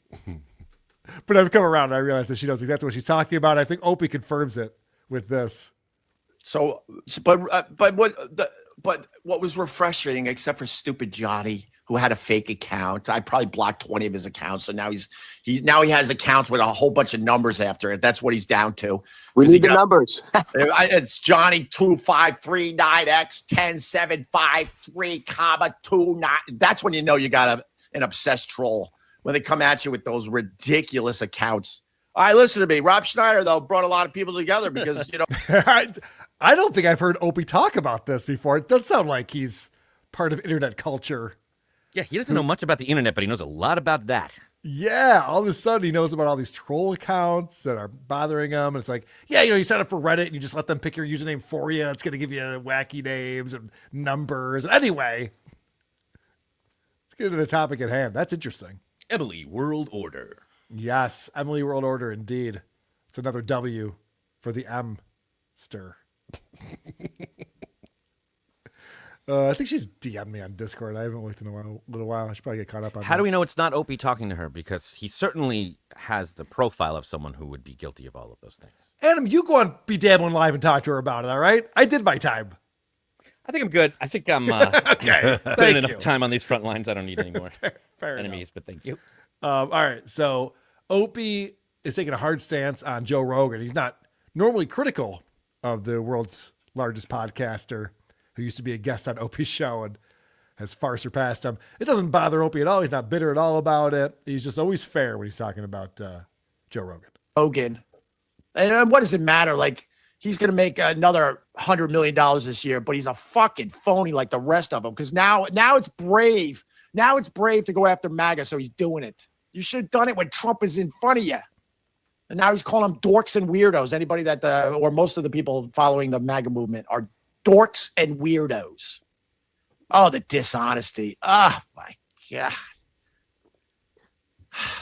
All right, Rob. Hey, the guy you voted for president is lying to everybody. Just to let you know. All right, bye, Ron. Bye, Ron. We brought some of the MAGA people back. Ron, I brought him back with the Rogan thing. Don't do that. No. Guess what I'm going to... And then he cuts it. Ends the show right there. So I was listening to, I think, my buddy Blind Mike talking about this the other day, where there are legitimate people saying that Joe Rogan's responsible for everything that's happening since Trump was elected. The blood's on Joe Rogan's hands for having Trump on and giving him a softball interview. Anyone who knows Joe Rogan, knows his show, which is everyone, Opie should know this as well.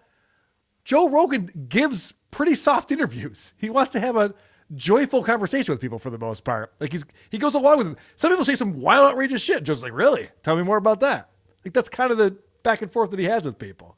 And with Trump, it was just like, what was it like that first day? You go to the White House, that's your job now? They want to tell you how to do that job? It seems crazy, right? Like that was the kind of interview we had with Trump. And do you think people voted for Trump because of that interview? I don't know. I know I didn't. I know I was just like, oh, I think talking about his first day on the job. That's interesting. There was definitely some kind of culture war going on that Kamala lost in whatever that battle was to get on the podcast at the right time and then prep and who could get it done. And Kamala couldn't get it together to get on there. Trump swooped in, had a great conversation. I remember that having an impact. Everything since then, I can't say. Well, Kamala also did Call Her Daddy. And then it came out that they had to build the Call Her Daddy set where Kamala was because she wouldn't travel. And that cost the donators. See what I mean? Yeah. Tens of thousands of dollars. So, yeah, there was some interesting information going on. And it was the same issue. Like, she wouldn't go to the mothership they were trying to do. And he was like, you come to me or that's it. Obama went to Marin's garage. Sometimes you just got to do it. All right. So sometimes Opie makes mistakes. We all do. We're all human. But it's really how you judge a broadcaster is how they rebound from mistakes that they make. By the way, the movie that came out where everyone kept saying my name, right, was Captain Ron. Captain Ron, right? I remember Captain Ron with Kurt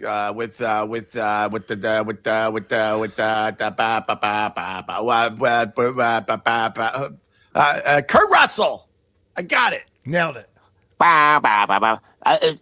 Kurt Russell, I got it though in the end. In Martin, I think Martin Sheen. Babble.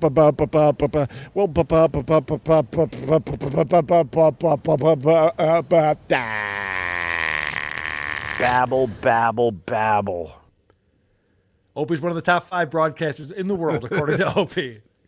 Everyone remember that. It was good stuff. He turned a mistake into a fun bit. Yeah, stuck the landing. Good stuff. All right, so fast forward to yesterday morning. Opie's on with Ron, and they're talking about Opie and Anthony and how Opie is like the Robert Plant of radio broadcasters because he was part of this thing that was huge. Mm-hmm. And just like Robert Plant, he went on and did his own thing, and people didn't care as much about the other thing that he was doing. And so that's the comparison that Opie is making here. The other Anthony, the other guy, he's still here. I mean, you haven't disappeared. You've diminished. You've been diminished.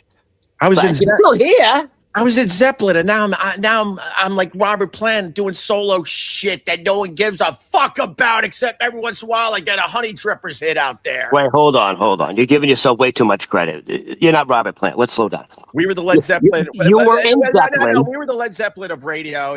No one would deny that. And I'm using the Robert Plant reference because he went on to do a solo career with the Honey Drippers. It was a bit lackluster, except for the fact that every once in a while he would come up with a song like Big Log. And then people are like, oh, all right, this is kind of cool. It's not Zeppelin, but it's kind of cool. And that's where I'm at in my career. Where's Opie's Big Log? I think it's in the ocean. What the fuck is he talking about? Does he do things in his solo career that are notable that people compare to classic Opie and Anthony? No. That's a wild comparison. I know. I think he's way off on that. I'm also pretty sure Ron keeps him in check. Yes, which is nice. You know when they asked Jimmy Page about Robert Plant, and he's like, "Go screw." Right. So Ron decides like that's not a good analogy. He's got his own analogy for this. You said the analogy you was you were in Zeppelin and now you're Robert Plant. No, the analogy to be you were in Zeppelin, Now you're in a Zeppelin cover band. Like, no, I'll never be in a cover band, you bitch. I ain't playing other people's songs. I'll continue to try to come up with my own songs. That's rude, Ron. That's rude. All right, first off, Opie's retarded. If he was in Zeppelin and then a Zeppelin cover band, he wouldn't be playing someone else's songs. Right. And actually, there is a good analogy here because we opened for the Misfits cover band. And their singer was Jerry Only, the bass player from the Misfits, trying to sing Danzig. And it's sad and pathetic. That actually kind of makes a lot of sense for what we're seeing here. It's like, hey, I'm Opie from Opie and Anthony. Like, oh, I love that show. What is this show? Like, oh, okay. Shit. Oh, it's like The Firm. That's not good. So, yeah, I like that Ron, for a while there, he was putting time out.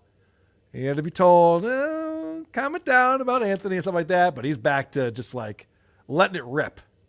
And what's with Opie and this honey drippers? He knows one musical reference, so he just has to keep making it. That's what he knows about Robert Plant's post-career. He kept trying and doing different things. No one knows the honey drippers because they all know him from No Quarter with Alison Krauss, his Grammy-winning act that he still has, that still fills big, big rooms. Like, he is an artist. He's not sitting around waiting for, it to come in fashion again. Yeah, that's a good point. The song that he references from 82? Yes. It's for over 45 years ago. That's when he put out this song, and Opie's just like, I'm just like that guy. That was his first solo album. So, Adam, you think Opie's out of touch? I'm starting to come to the conclusion that he might be a little bit out of touch. The question is, Opie, why was O&A so popular? What was it about your radio show that people couldn't get enough? We took chances, and I think one of the reasons why people had to tune in every day, there was many reasons, obviously. We were just fucking brilliant and clever and funny. But the other reason why a lot of people tuned in was because they were thinking to themselves, what are these assholes going to say today? What are these idiots going to say today? I'm sorry. Is he talking about the Opie and Anthony show, or is he talking about Howard Stern? Look, but if they hate him, why do they listen? Most common answer, I want to see what he'll say next. Did Opie watch Private Parts and think that was about him? Yeah. Okay, that's what I'm picking up here. I don't think it's the first time that this has happened. No. Opie has definitely talked about his life as if he was Howard Stern. Yeah, and in this full scene in Private Parts, they say it twice, and Opie said it twice. He's remembering other people's biographies like it's his own life. Yep. I got to say, this scene from Private Parts gets referenced so much in the Dabbleverse. Aaron Imholt does it too, where it's just like, as soon as you get a bunch of people who hate watch you, you're like, yep, I'm winning, just like Howard Stern. Like, no. It's very, very different, actually. You shouldn't take pride in that at all.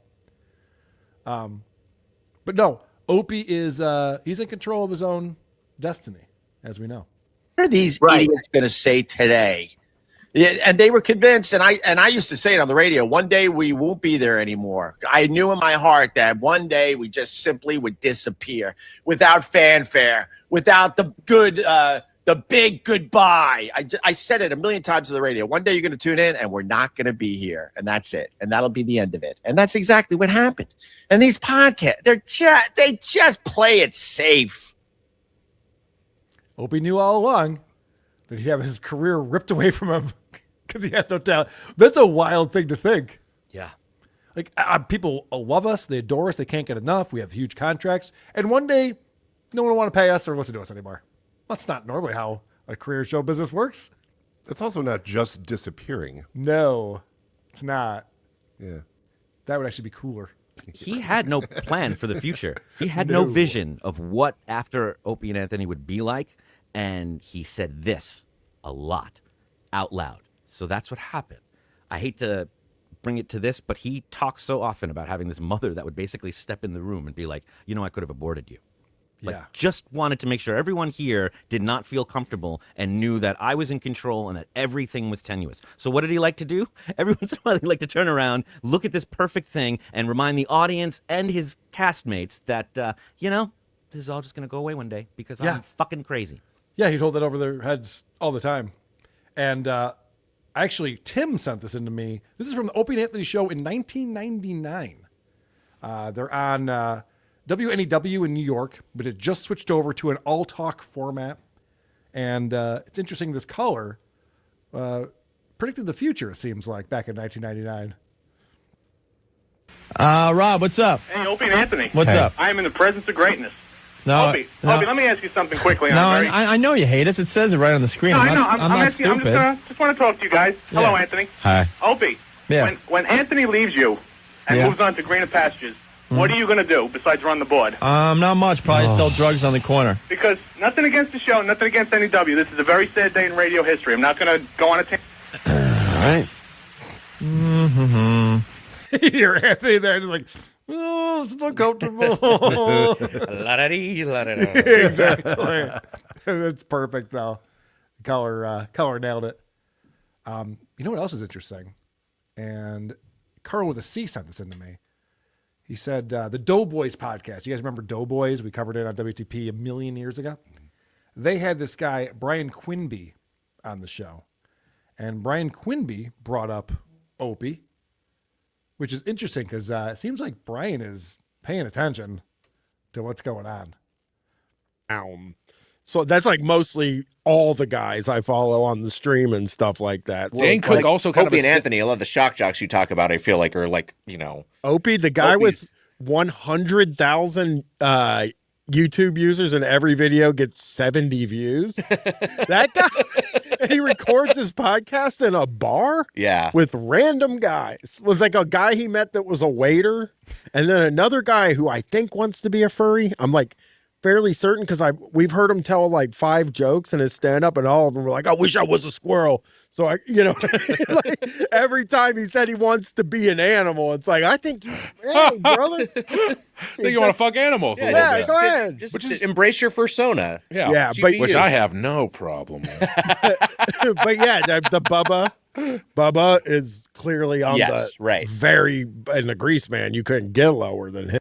So this guy goes on to talk about all the radio stars. They circle back on Opie and Anthony. It goes on for like 10 or 15 minutes talking about the downfall of the Opster and the Opie and Anthony show. But I just like to hear people outside of the Dabbleverse or outside of the WATP universe talk about like, this guy's podcasting from a bar and no one's watching this shit. Just some random waiter is his co-host. It's great. It's always fun to hear that. All right. We have Scorch coming up in just a moment. We have Stuttering John. Adam was busy with the DVD commentary of One Too Many. A lot of talk about One Too Many lately after we had the producer Karen Feldman on the show. And so it's interesting to see what John was saying with was it the director he did that with, the commentary with? Yes, the director, Michael DiLorenzo. Okay. So yeah, it'll be interesting to hear what they were talking about. But let's get into Scorch, because Scorch just launched a brand new show. Very exciting. It is Scorch's PFG TV version 575, episode 1. Came out yesterday, has 579 views on it. And the intro gets you pumped up for the show, let you know that you're in for something fun.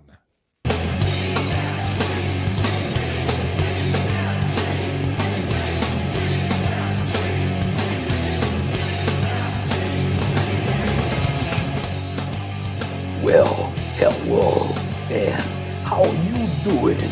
Scorch is here, hang on a second, and welcome to episode number 1 of, what did we figure this out to be? Version number 575 of Scorch's PFG TV. And it's really so good to be here with you. I appreciate having you here. So, it's never looked worse.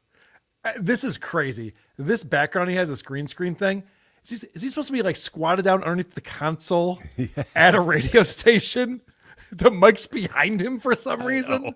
Well, they broke in and they have to shoot this really fast before they get caught. So yeah, what does he think this is? This looks terrible.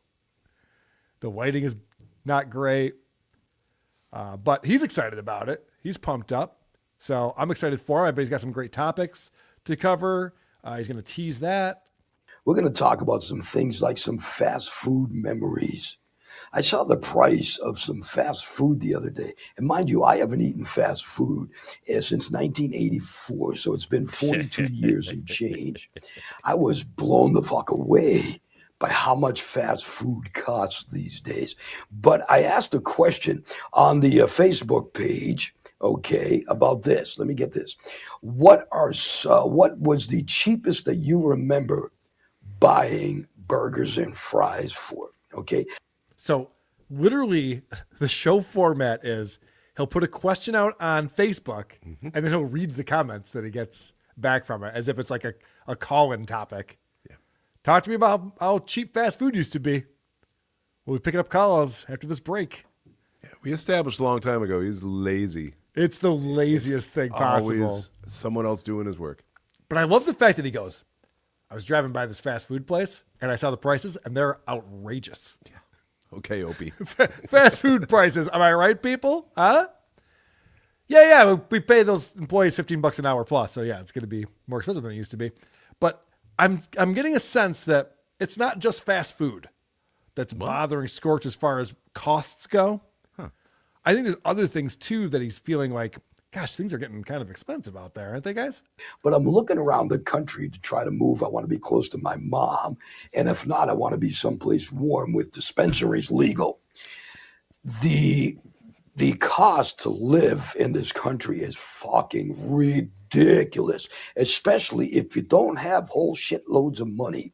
Well, yeah. He's the rent is too damn high guy. All of a sudden, he should run for mayor. This is very funny because it's like he's poor. Yeah. He's talked about how he didn't, he doesn't have a pension. He didn't put in a savings retirement plan together. He doesn't have a checking account, a savings account, doesn't have anything.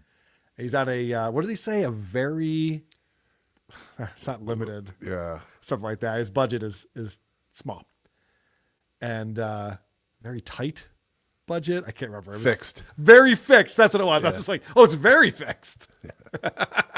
So yeah, he's on a fixed budget and he's just like, wow, hamburgers are expensive. You know what else is expensive is apartments. Like, is there, why don't you list the things that you don't find to be outrageously priced? Toothpicks. Actually, no, even those are getting out of control. Who does he think his audience is? He thinks the people that are listening to this are not aware of that? Does he think it's like the upper echelon of society? They're like, what? You're never going to believe what Scorch just said. That has been the theme today. Who the fuck is this for? I know. I like that he goes, these places are expensive to live in, especially if you don't have piles of money. Yeah, it makes it harder.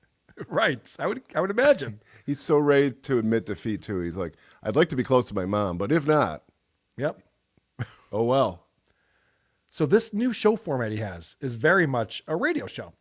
He comes on, he introduces a thing he's going to talk about later on in the program, teases that. Then he says, all right, we're going to play some music. He talks about this band that he met back in Columbus, Ohio. And he says, all right, I'm going to play a music video. These guys are great. And we just watched an entire music video. And then he's got a great idea. He says, hey, guys, if you're ever at like a concert or something and you're just like filming on your phone, send it to me. We'll play it on the show. It's like, that's the worst idea possible. What do you mean? So he says that. But then he has this idea, which I can get behind right here.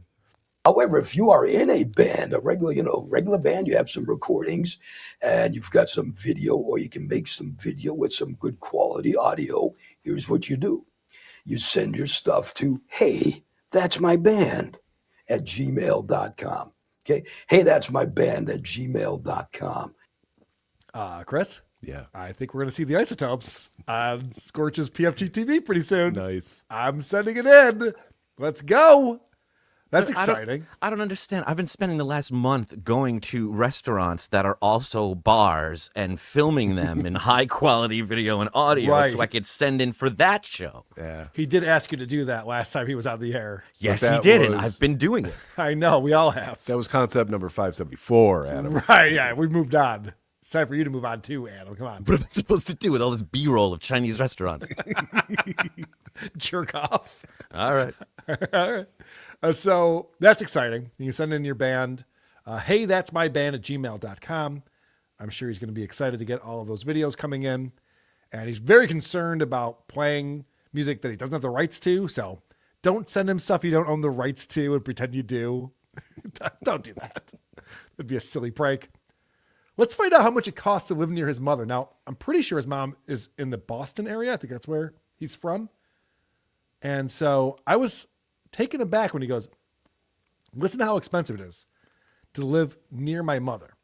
And he's doing the research. He's looking at these studio apartments and one-bedroom apartments that are nearby and letting us know what the costs are going to be. For me to live near mom, like, I can jump in the car and be there in 15 minutes, 20 minutes, even 30 minutes. The cheapest place I've found, believe it or not, ready for this? It's a fucking insult and it's a joke. $4,950. No utilities, no nothing, but they'll take the dog. That can't be true, right? Is that possible that you can find a 30-mile radius where the cheapest rent for a one-bedroom or studio apartment is $5,000 a month? That can't be true. No. Even if she lived in Cambridge, there would be somewhere nearby. Somewhere nearby. That's what I mean. So he's like, I'm going to have to live on the street. Me and my dog will be living on the street. He tells the story about this place he looked at in Vegas that he wanted to move to. And he's like, oh, this place was affordable, seemed great. And then he asked Chat GPT about the neighborhood. And then they were like, oh, yeah, there were 2 murders yesterday on that street. He's like, oh, okay, well, then, never mind. Vegas isn't a great place. A lot of areas in downtown Vegas, I should say. Suburbs are beautiful and amazing, and where hunchbacks go. Now, it's so funny because Scorch goes on with this whole thing. He was just like, all these landlords just want to get people in who can afford the rent. Like, that's the only thing they care about. They get these people in, they check to see what kind of income they have. They make sure they can afford it. And then they want to get paid on time. And he's like, but I see a lot of flaws with that system. I don't think the landlords are thinking this all the way through. So what happens? Let's put it this way. What happens if you're a landlord and you rent to somebody that makes $10,000 a month? Okay.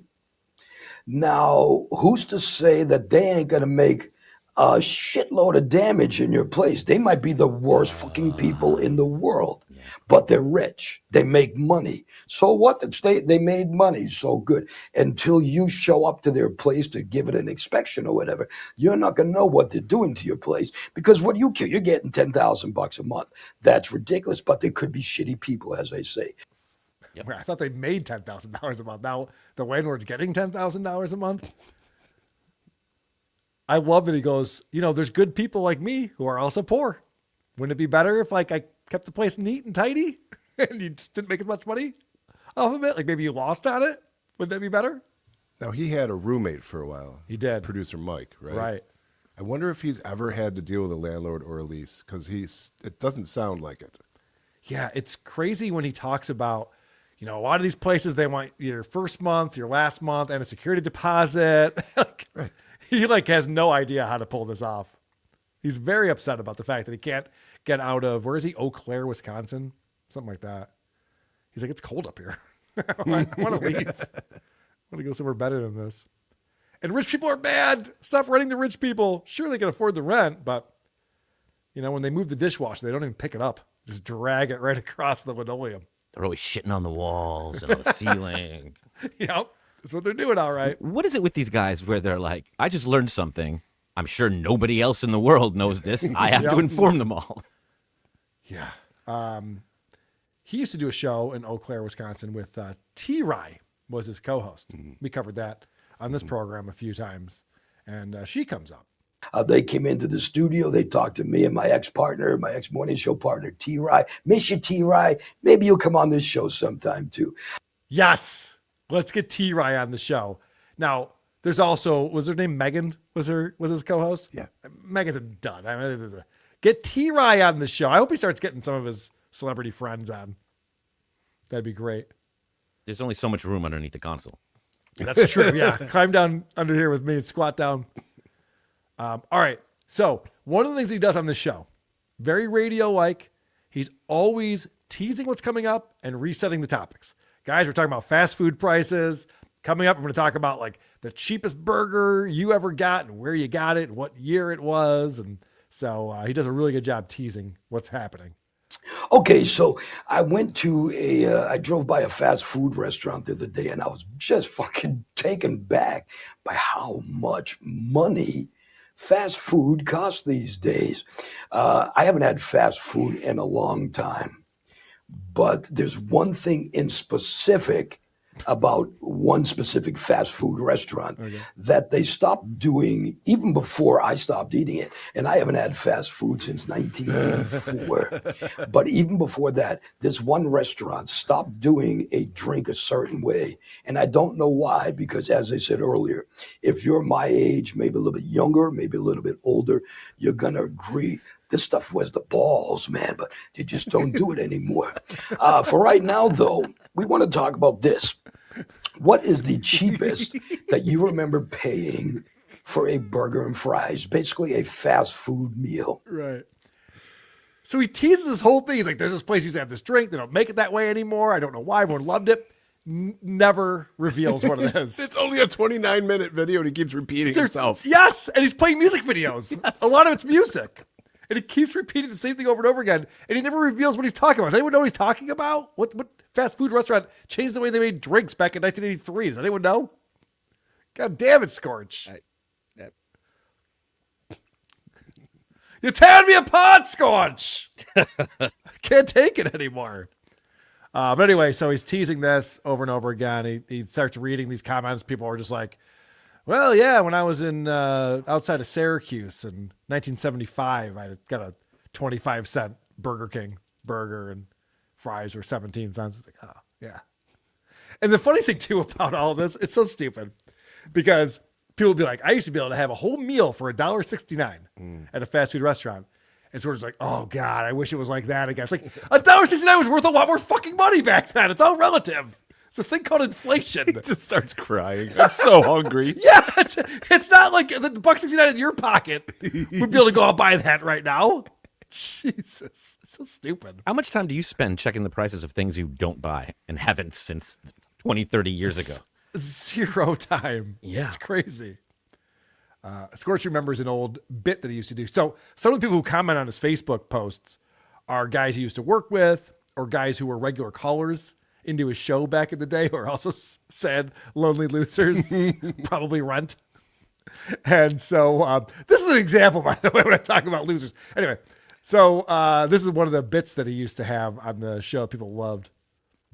When I was doing radio in Boston, I had a segment called Score or Snore every Monday. And people would call in saying whether they snored or whether they scored. So Rip, his name is Dan, but I called him Rip. He used to tell me that he used to snore more than me. Is that possible, Rip? You know, but Dan, I appreciate you, brother. Good stuff. Yeah, this is fun. Those were fun times. Scored or snored? Hey, what's going on, Scorch? Just want to let you know I scored this weekend. You got a wacky sound effect for me? We can't afford the sound effects. I'll do it with my mouth. So that's Scorch's new show. I'm excited. He's already teased the topic for next week. It'll be, what are your biggest turnoffs? So we're moving on from fast food prices. We're getting right into what are your turnoffs. I got all these unused FU Fridays I can just fill in there. Perfect. All right. We're going to talk about Stuttering John Melendez. We have him teasing what's coming up next for him and job offers he's getting. We have DVD commentary from One Too Many. We have Is It Gay with Megan, the Opie or Burr game, voicemails. You name it. It's still to come. But first, supertip.gg/WATP. You can support this program. We do appreciate that when you hop on there. Stutt Joe should sue the makers of bathroom tile. Maybe Miss Judy can be his personal injury attorney. I can see her billboard now. It says, hurt and hobbled. Let my goo-up throat warble. That's not a good... I don't think that's a good advertisement at all. Coop is here. Thank you for not killing yourselves. I'll see you all next week at Hackamania. How much do you think Rocco's gambling losses will be? That's a good question. Is Rocco's mom coming to this one? I'm not sure. I'm not sure if he's bringing his mom or not. Angry Bad. Yeah, Koof, we'll see you at Hackamania. Looking forward to it. If you're not going, you're missing out. Hackamania.com. You can stream it if you're not going to be there. Purchase that at Hackamania.com. Labyrinth Mystic Adam, were you there last night for Pat's first time hearing and playing Deep Purple Child in Time? I wasn't, but we can say I was because I might as well have been. There's a lot of Adams that watch all the shows. It's not always me, everybody, just so you know. Right, yeah. We have a lot of different guys digit off playing that role. All right, let's get into what's going on with our buddy John Melendez. Bloody ass. Can I get a little sympathy? Because I got a bloody ass. Scorch. I'm bleeding generously because I got a bloody ass. All right, I'm going to start with something. A guy, MB3551, sent this into me. And the only reason why I'm playing this is because Ava Riza, you might know Ava from the Stuttering John show, Point Dabble Point, Uncle Rico show. Oh, Ava Riza. Okay. Ava Riza, yes. Ava Riza has been very critical of my musicianship. Ava has said that I'm not creative. I'm in an instrumental band, so how could I be creative? And someone sent me a person named Singo Sanders playing with a band called the Boo Jays.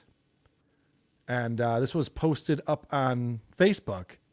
Let's get an understanding of Ava's musical prowess.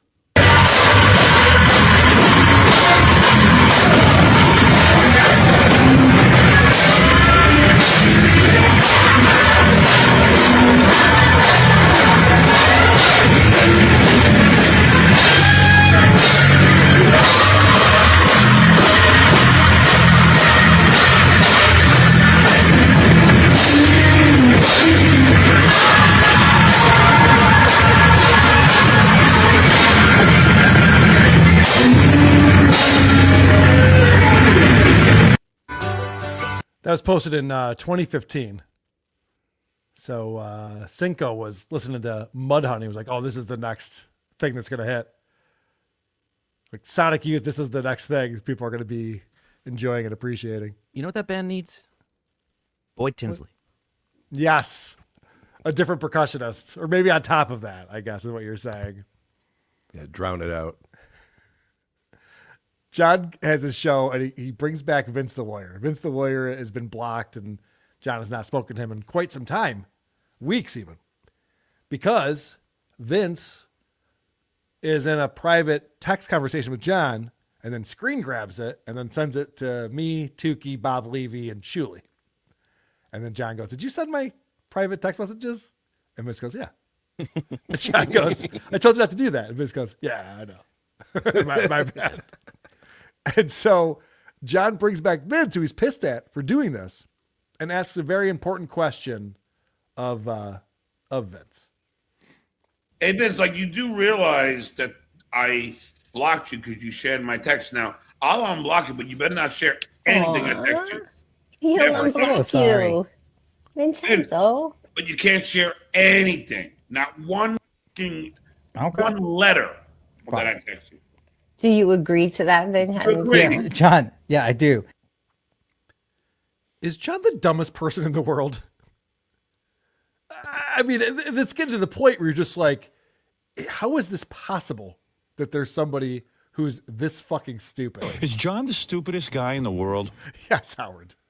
He really is. Yeah, it's like, why didn't he make him promise before? Why did he wait till now? Right. Yeah. That's the mistake he made. Right. Now say you're sorry. He's so fucking stupid. And even Vince is like, really? Is this what we're doing? Okay, yeah, I won't do it. What else do you want? Yeah. I swear on my kids.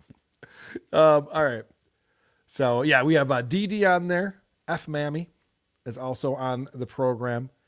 And that's fun because Vince and Mammy were having an affair last year. And John talks to them like they're children. He's like, so what'd you guys like do go all the way? Or she's like, yes. What the fuck are we talking about? Snore or score. Yeah, right. So that's really dumb. But anyway, they talk about, Vince asked the question, are you really done April 1st? Because John has been saying for a while, March 31st is his last day. He's out of the Dabbleverse. He doesn't need this shit anymore. So what's the update on that, John? So what is the latest? You're leaving in April? I don't know, because now I fucked up my fucking wrist. So now you got some bills to pay. No, well, it's not really the bills. I have insurance, but it's the the job I was gonna do. Now I don't know if I can do because I can't type. What kind of job were you gonna do? And shut up, you. No, let's just say in producing and writing out here for Oh well, luckily everything you could talk into text now. So right, very good, Dee Dee. Holy shit, John is pretending. This is insane. He's like, well, I had a job all lined up, but now that I broke my wrist, I can't do it anymore. I'm like, well, what kind of job would that be? And he makes the motion of typing. John types with one hand. I was going to say finger. How a normal person types. Yes. That would be crazy if they're just like, oh, you broke your wrist? Never mind. The job's no longer available. Yeah. Like Dee Dee said, there's a million ways to make this work for you, and John can't type anyway.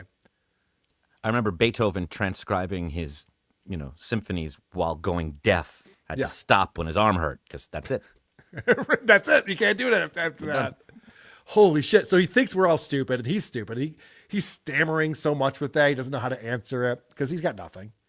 And he actually, on his show yesterday, brought this up again and tried to elaborate on this this job that he has lined up for himself when he leaves the Dabbleverse.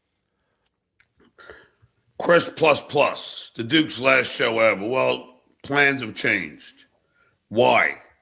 Well, very simple. Thank you.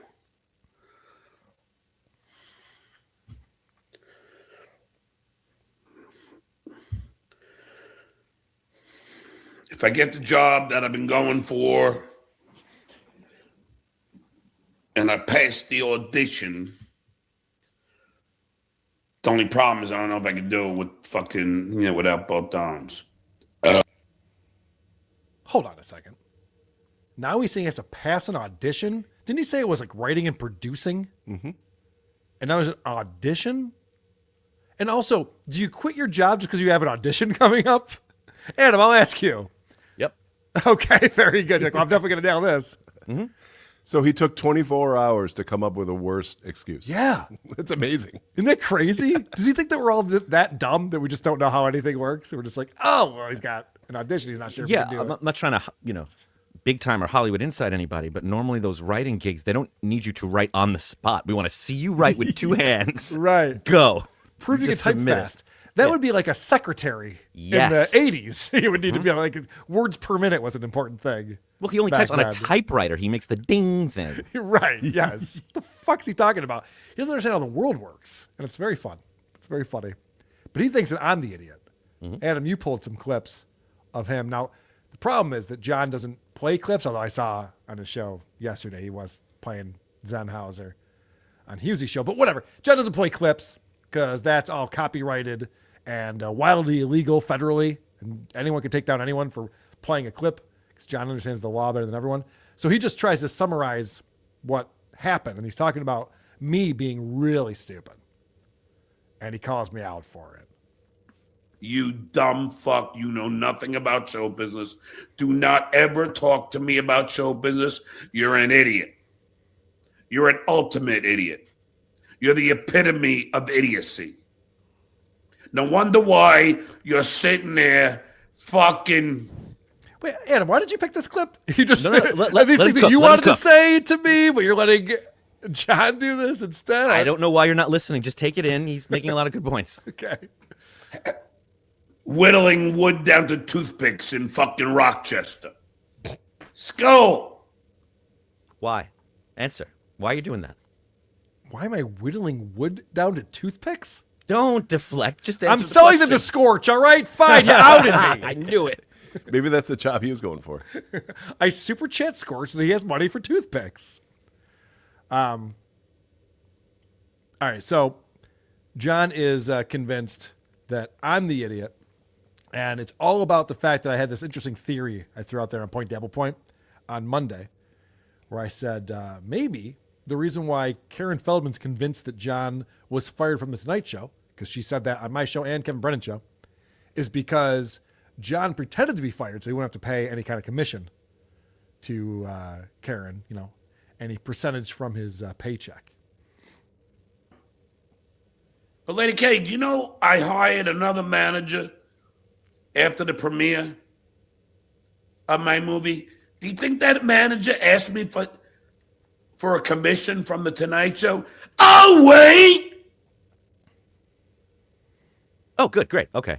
I appreciate you waiting. Thank you. I think she didn't expect a commission coming in from The Tonight Show because you had an agent named Jason that was at Gersh, and he negotiated that deal for you and repped you, and you decided that you didn't like the idea of giving residuals to a person after they put the contract together. So you stopped giving them the residuals. So they took legal action against you to get the money, and they dropped you. And everyone in town knew that. So when Karen says no one wanted to work with him, no one would hire him, because you made it clear to everyone in town that if you booked a job with them, you wouldn't pay them. These residuals are standard. I know you didn't know about it, but everyone else did, and you still have to pay them. So that's why Karen did not expect to get that money from you, and why she was one of the only kind of managers you could find. Yeah. Because it's someone who knew that going in.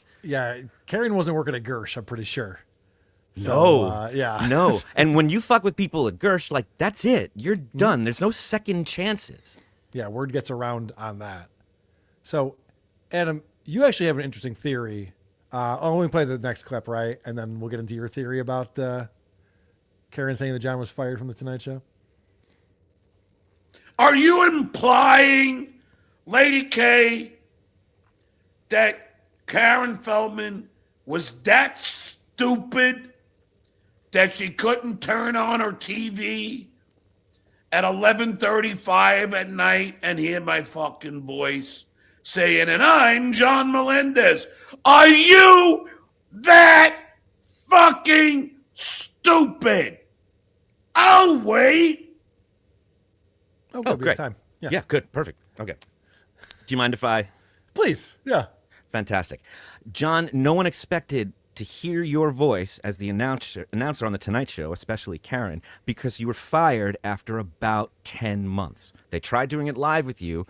That didn't work out, just like that midday radio show at K-Rock. You can't do it live. So they tried pre-recording it. Then that didn't work. Then they just fired you. Now, as far as Karen and everyone in town is concerned, when you were asked to be the Ed McMahon, Jack Sheldon, Fred Armisen, you were one of the on-air stars of an NBC series. And when you lost that announcing gig, you were fired. Jay has OCD, and he doesn't want to fire people. That's his thing. Nobody was fired during his tenure. So what they did was offer you a consolation thing for you to respectfully decline. It's like, okay, you're not going to be the announcer. You can be a staff writer in the back. Because Hank Kingsley is not going to go be a staff writer in the back and drink his highballs. Andy Richter's not sitting in the back. They're going on with their careers. No one expected you to say yes, but you did. And then you just stayed there like you didn't want to get caught hiding in the closet trying to not get fired until this thing ended. That's why you didn't need to be there at the show. No one cares that you stayed there. You weren't supposed to. As far as anyone's concerned, you were fired. You were no longer the announcer. That's so true, too. We found this out when those legal filings from his ex-wife surfaced, and it showed that John kept getting demotions. He kept getting lesser and less pay, which is a company telling you to hit the bricks. Like, it's not working out for you. Most people don't stick around as they get their paycheck cut in half by a company.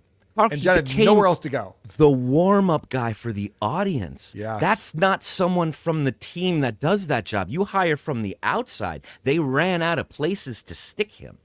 Wow. Yeah. And when you look at the way he treated those people on that film, you realize that he was stealing money from them knowingly, not just a drunken buffoon. He knew what he was doing and never thought he'd see them ever again. He's like, I'm on my way to stardom. I'm never going to see any of you dumb fucks again. Meanwhile, all those dumb fucks eclipsed you in their careers, and you would give anything to just go back in time and be nice to them. So this is an interesting tweet that you found. You want to explain this? Yeah, this was just right there under one of those conversations. They said, Hollywood is built on people who sold their souls in satanic blood oaths for fame and fortune, and Stut Joe still gave everyone he met the vibe that this guy wants it too much. Yes. And I think that sums up Karen Feldman and the whole thing. That's what she remembers. She doesn't remember the details of the specific things. She's like, oh, that guy's an insurance risk. I don't know whether it was women or drugs, whatever. She doesn't care. She goes, that guy's an insurance risk. We can't have him on set. And everyone talks and they all know that. So there's been a lot of discussion about One Too Many since we talked to Karen Feldman about filming it. And Vince's YouTube channel posted it recently. So if you want to go watch One Too Many, it's available right there on YouTube. And John learns about this, and he claims that he owns One Too Many. But you don't have the rights to strike it because you don't own it. Yes, we do own it. That's No, you. the thing. Yes. No, it would So be did the they put it out person. for free? I'm one of the executive producers. Yes, I own it. No, that's not how it works. It's the production Oh, really? company. You're going to tell me how it works? Okay. I just happen to know a little bit about this Yeah, stuff. well, me and my buddy Marco, we own the movie. We have the rights. We can strike it. I thought you sold it. Okay. We sold it to National Lampoon. Yeah. Okay. Yes. But they have given the rights back to us. That's some bullshit I've ever Let me tell you, I know how this industry is. They don't give anything back ever. Oh, yeah, bullshit. They haven't, Vince, they haven't revealed any of the counting ever. Any of the counting? That's even Dee Dee's just like, what are you talking about? You don't own One Too Many. It doesn't make any fucking sense, you idiot. Just like, no, my buddy Marco, he claims that we own it. I can get him on here to say that if you want. I get it on weekends. I just love the fact that he's like, you can't strike it. It's not yours. You don't own anything with that. And John's trying to convince them that his buddy Marco, who funded this whole thing, told John that they still own it. Technically, they still own it. You don't. You can claim you do, but you don't technically own it. Well, not according to Marco, but I'll let him. Marco, is Marco out of prison yet? This is great because Marco Fiore, who is the guy who funded John's project here, was also a dude who used to call into the Stern Show. And John got connected with him back when he was the call screener on the Howard Stern Show. And Marco pled guilty to securities fraud when he managed a Wall Street brokerage firm connected to the mob. Investors were scammed out of millions of dollars, and he was sentenced to 4 years in federal prison. This is the same guy who produced Gotti, the John Travolta movie. These are the guys that John was running around with and producing movies with. And bragging about doing this. So the fact that now he's just like, yeah, Marco will tell you. He's a stand-up guy. We totally still own the rights to this thing. So yeah, this is them talking about how Dabbletown uploaded. And Dee Dee's in on all this stupid shit too. So Vince pretends that it's Rocco who has the Dabbletown YouTube channel and he's the one behind uploading this movie. Beetlejuice, Vince put One Too Many on YouTube. Is that correct? No, Dabbletown did. Rocco and I, we have a channel. You did too? You. No, I didn't. It's for. I thought I was thinking International Lampoon. I didn't even think I'd affect you. No, I swear to God, we own the copyright. All right, then strike me. I will. Nah, John, let people see it. It's actually really good. Literally, why wouldn't you want that? And the quality's Because good I'm not too. making. Well, I'm not going to make any money anyway. So what the fuck? All right, I'm fucking chill. Exposure. How much did you sell it for, John? 500,000. Look at that big liar. There's no way. You get. How much did you actually get though? 0. FK man, I'm going to let you stay here, Vince. I'll be right back. I'm not throwing you off. Someone doesn't want to answer the question. Thank goodness, at least Vince is on there and saying, like, John, you're full of shit. It's so obvious. Whereas these other idiots, the Avas and the $2 Corkies of the world, just be like, oh yeah, I sold for $500,000. You still own the rights? Yeah. All that makes fucking perfect sense.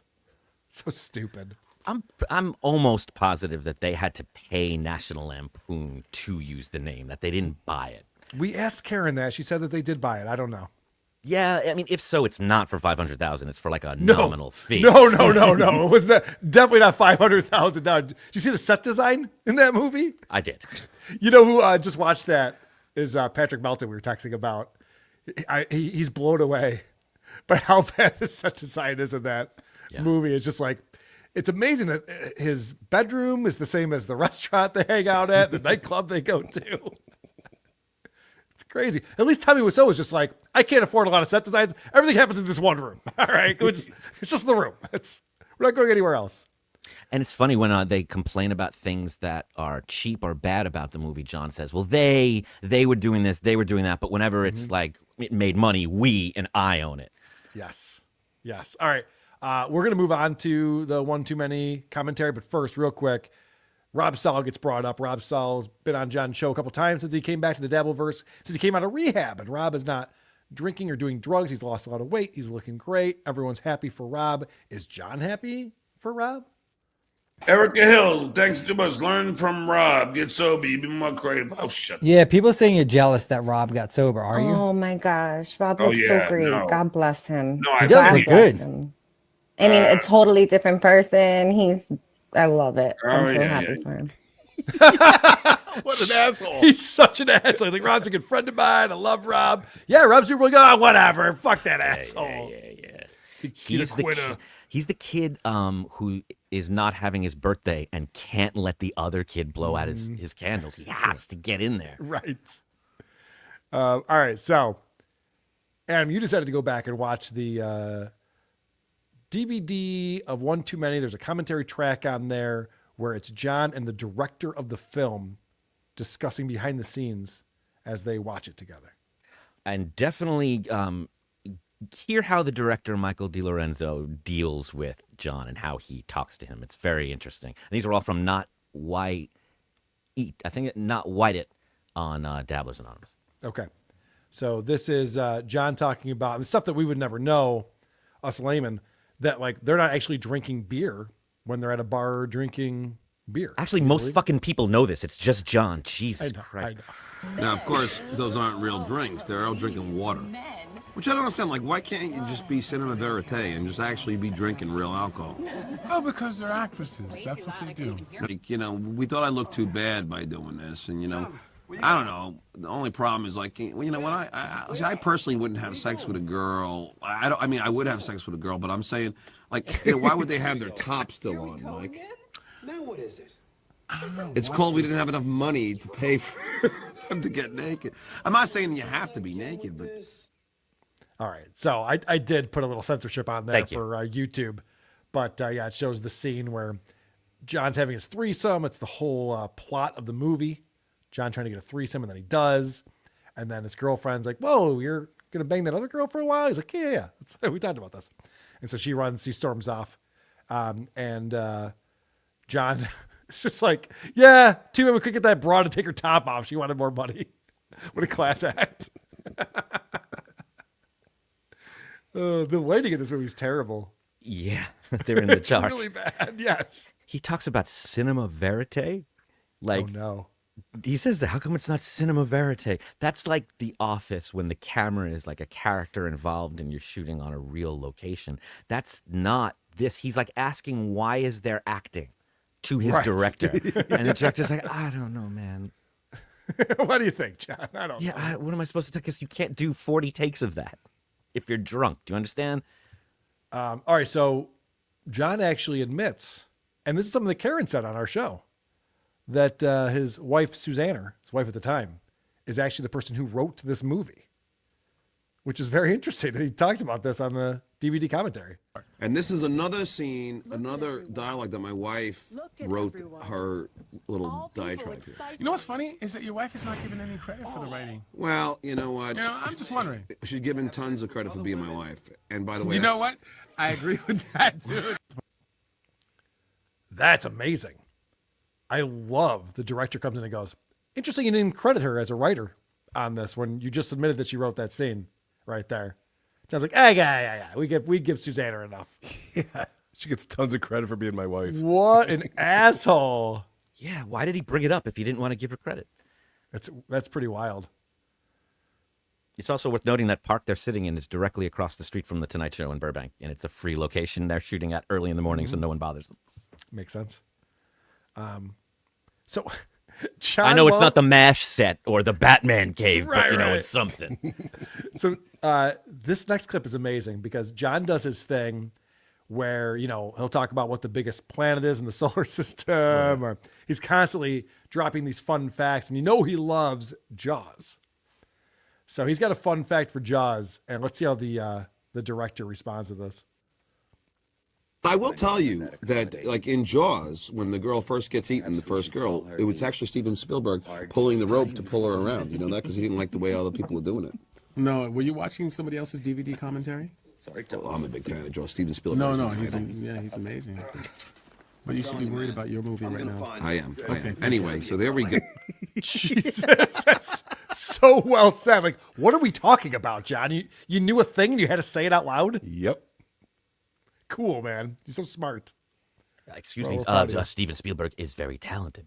Yes, I know, John. He's very talented. But we're Right. watching your movie right now. Now, Adam, you pressed Karen on the fact that there were scenes shot at the Tonight Show, the back office of the Tonight Show. And Karen said, nope, definitely not.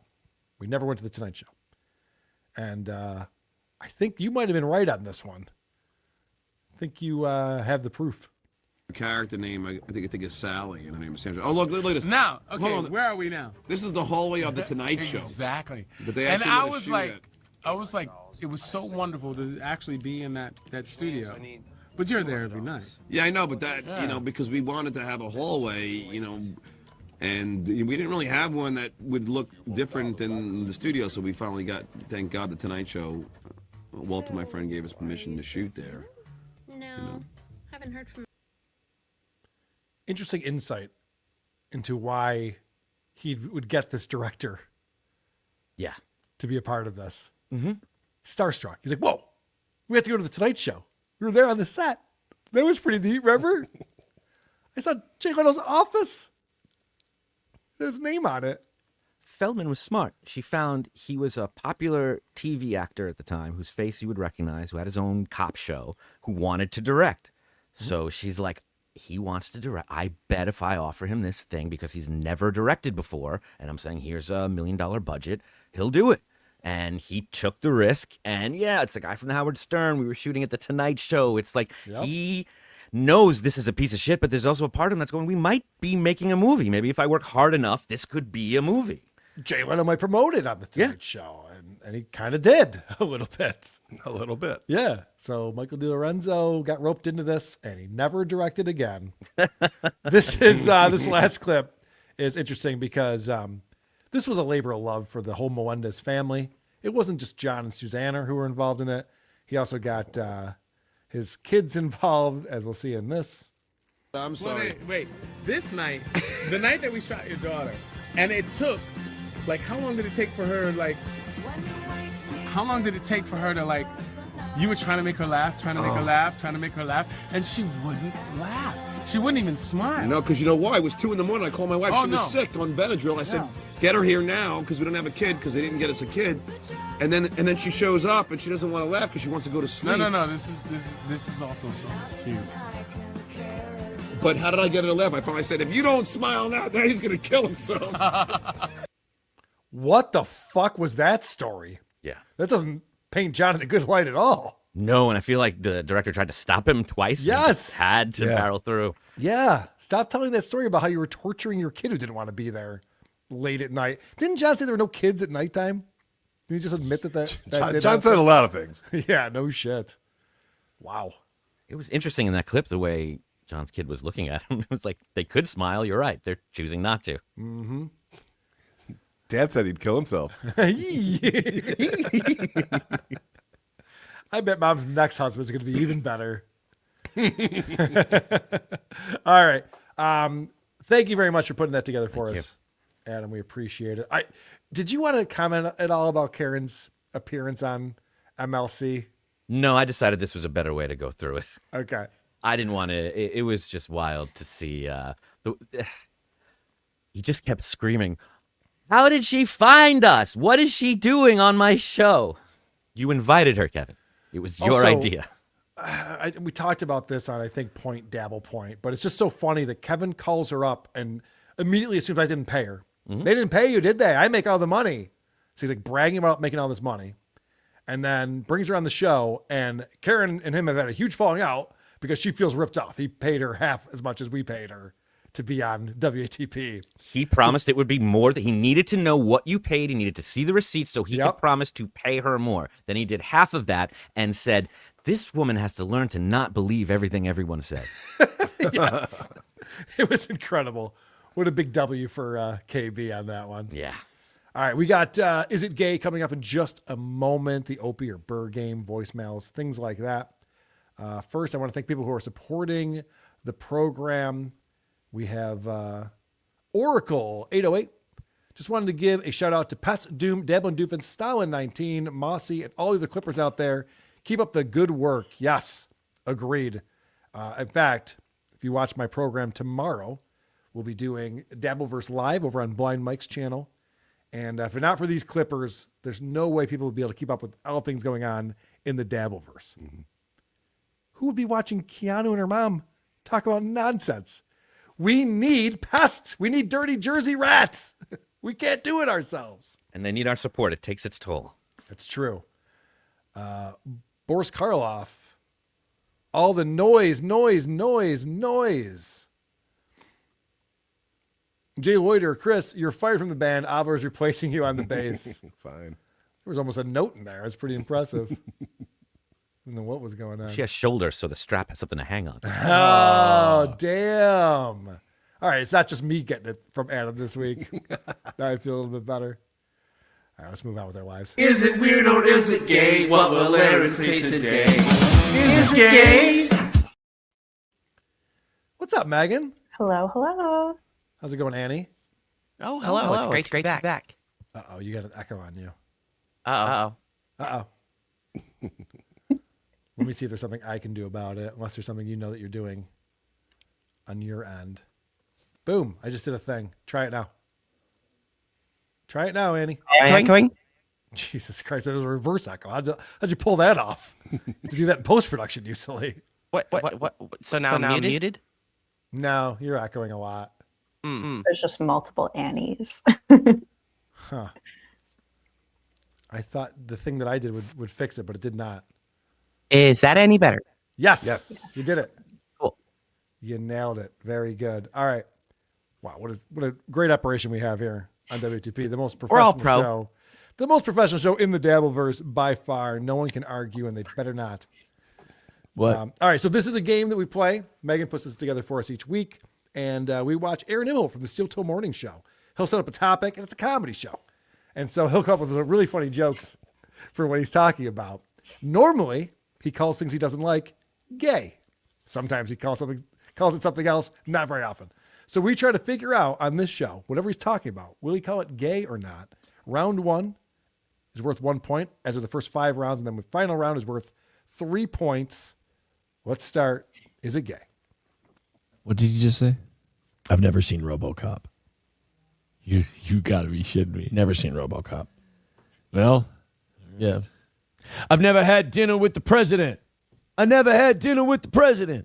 Gay. Blazing Saddles is the greatest movie ever made. Root says Holy Grail will always be hilarious to me. Look, this may be hypocritical. I like Monty Python and the Holy Grail. And some would argue that's kind of silly, retard, fag Robin shit Hood too. Men in Tights was funnier. Is Robin Hood Men in Tights gay? Adam. Isn't that what he just said? Not yet. He was talking about Monty Python. Oh, okay. I'll say yeah. Yeah, sure is. Carl. I think Men in Tights is gay. Yeah. Chris. Totally gay. Annie. I already locked gay in. Definitely gay. Okay. You're echoing again, Annie. I don't know what you did to fix it, then unfix it, but look at that. All right. It always seemed too gay to me. I never watched it. Oh. I never watched. My favorite. Yep, a little too easy. Some low-hanging fruit right there. Thank you, Megan, for giving us all. help you guys out. Yeah, giving us all a W to start off is nice. Good stuff, Aaron. You're very creative. We're all jealous of you. All right, round 2. Is it gay? Look at that. We can do that too. Boy, that's thin, right? That's some thin shit. I can't do this backwards. I have a hard time doing it through my reflection. Take a look. Let's fuck around with my hair a little bit tonight. Yeah. What the fuck am I doing, like playing news stories and doing commentary? Just fucking play with your hair and lose, you dipshit. Are Aaron's bangs gay? Anthony? Wait, is this part of the game? Definitely gay. Oh, okay. Yep. Does he think it's gay? Yes. Chris? It better be gay. Carl? I sure hope so. I'm gonna just cross my fingers and say he thinks this is gay. What do you think, Adam? Yes. All right, let's go. Look at that. That is frightening. That should keep you guys up at night. Oh. So, Wow. Threw us for a loop right there. Because Aaron doesn't know what bangs are. They're gay. no one told him. All right, none of us got the point on there. So round 3, and away we go. you're the one who's been acting like Don't act like this is a mutual attraction, you homo chili recipe. You fucking... Are we on YouTube still? Root says he totally glances. Shut up! Nobody asked you. Hobo says, Aaron, remember, like I've said, if we were ever intimate, I'm not going to be a gentle lover, and it's going to be purely for dominance. Good freeze frame. Ouch. Is it gay to bang another man purely for dominance? Oh, Adam? Interesting. I want to live in a world where the answer is yes. Carl? I'm going to go with yes on this one. Chris?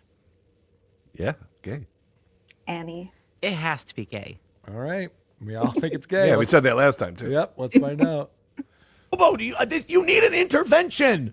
That's a really gay thing to say. Yes, very good. All right. We're back. We're all back.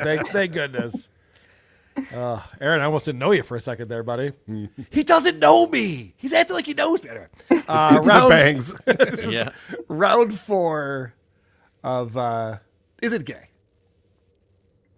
Dude, they do that at St. John's University all the time. They go to this place called Sal's. Piano Man plays, and everyone who went to St. John's University goes on the dance floor and takes their pants off, and they put their arms around each other and dance in a circle to Piano Man with their boxers on. You want to say I'm making that shit up? Ask anybody in our chat. Most of our audience is from Minnesota. They will tell you the same thing. If you're in St. Joe, Minnesota, and you're in a bar called Sal's, and Piano Man comes on. Is it gay to pull your pants down, put your arms around another man, and dance to Billy Joel's Piano Man? Annie? Yes, it's gay. Even if you don't take off the underwear, it's definitely gay. Sounds kind of fun, though. Chris? It's gay, and I'm taking the point whether it is or not. No. I'm going to say it's not gay. Whoa. Adam? It's not gay where I'm from. All right, there we go. We're split on this one. Let's find out. All the men who go to St. John's University take off their pants and put their arms. It's so gay. Ah, down here. Have you seen Johnny Bell? God damn it! I thought you were trying. I think he's just mad that he wasn't invited to do that. It sounds that way, yeah. All right, round 5, and I think we have 2 people with a 1-point lead right now. That is correct. All right, we don't have to talk about it any further than that. Okay. Round 5 coming up. You go. Rabbi Smoothie says, there's a shorts maker. Do you do any work? It's more like I program it. I put it in. I say what I want. And it packages it and presents it nicely, because when I do it, it looks fucking terrible. It's really for the glam. The glam on the gram is what it's for.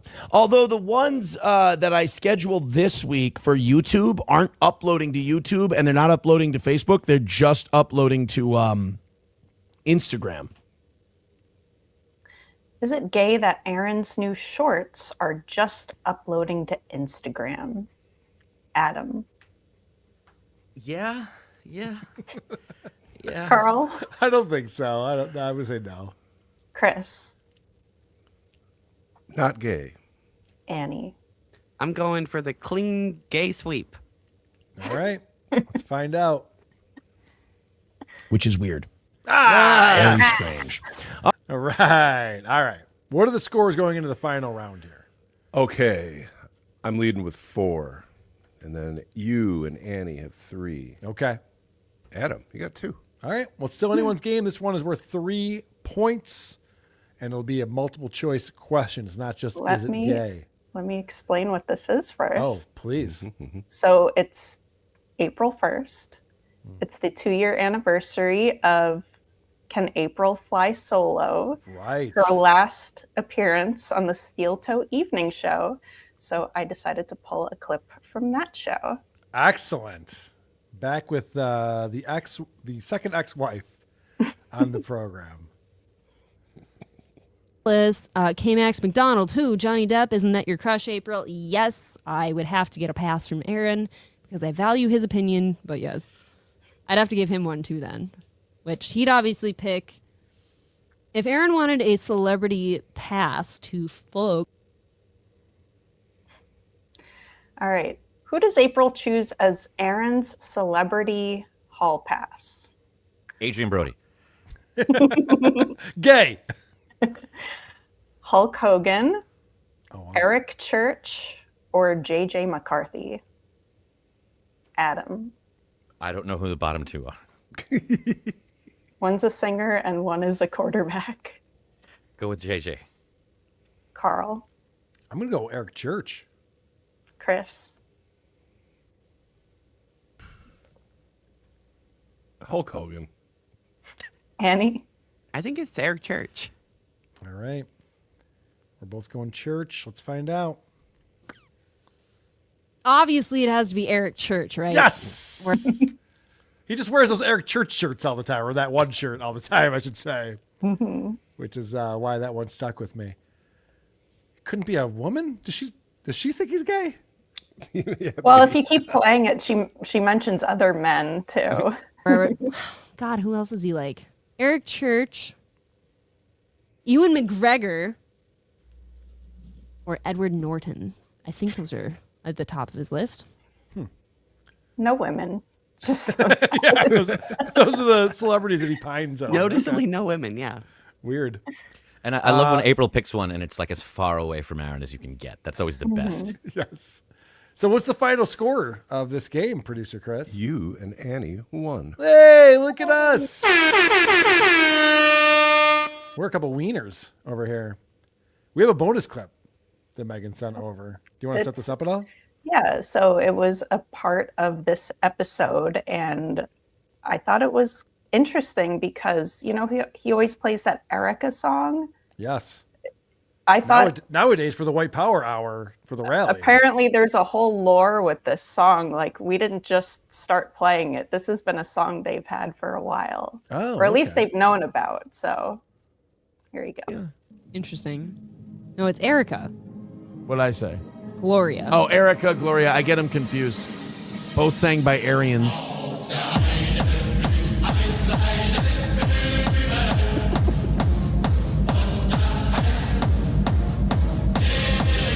That's pretty good.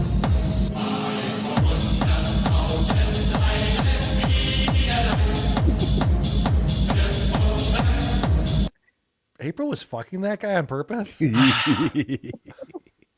What's going on here?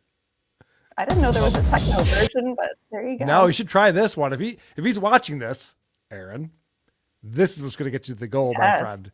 Get the techno version in rotation. That money's gonna come in. It's not bad. I was watching Blind Mike this past weekend. He did a Steel Toe segment that was brilliant. Beggy Monster made a return. The Beggy Monster was ashamed of what Aaron's become because Aaron's pretending to drink piss on his show now if you give him enough money. He does the Aaron. Yeah. It's like, we used to have dignity, Aaron. Just ask for money. Just beg for money. What are you doing? It's very funny. So I recommend checking out Blind Mike And I'm sure he's put it out separately too as just his steel toe segment. Very well done. All right. Great game, Megan. Congrats to Annie and me. We're the best around. We have the Opie or Burr game from our friend Simon. Howdy, gang, and welcome to a special introspective edition of Opie or Burr. All of today's clips will be about everyone's favorite topic, me. I'm your host, Simon, from the Worst Ever Podcast, and let's get started with round one. I used to yell to express myself because that's all I knew in my house. And I knew, like, there were times I would be so frustrated with the staff and I would yell and scream at them. And I knew I was right. Time to register those votes. God, it feels like a misdirect, but I'm going Bill Burr on this one. Producer Chris, what do you got? I went Burr. Megan? I was going to say Opie because he mentioned staff. Yeah. So I'm going to go Opie. All right. Annie? Opie. Adam? It sounded so Burr. I'm going to have to go with it. You're going Burr? Mm-hmm. All right. And here's the answer. I used to yell to express myself because that's all I knew in my house. And I knew, like, there were times I would be so frustrated with the staff and I would yell and scream at them. And I knew I was right. And it paid off in the end. Let's play round two. I'm going to keep saying all this dumb shit. I know you guys are getting sick of it, but I have to do this. Because if I don't, I'm going to go back to how I was, and I don't want to do that. Like, I'm fucking, oh my God. Yeah. Time to register those votes. Jesus Christ. It could be either of them. Adam, what do you got? Yeah, that's Bill Burr. Annie? Burr. Megan? Burr. Producer Chris? I went Burr. I'm going Bill Burr on this one as well. And here's the answer. I'm going to keep saying all of this dumb shit. I know you guys are getting sick of it, but I have to do this because if I don't, I'm going to go back to how I was, and I don't want to do that. Like, I'm fucking, oh my God. Yeah, I got to stop that shit. Anyway. Just imagine how much better it would be if she wasn't there, Bill. Let's play round three. I don't know. I have no fucking idea. I don't even know what the fuck I'm doing or what my life is right now. Time to register those votes. I'm going Billy Burr. Annie, what do you got? Opie.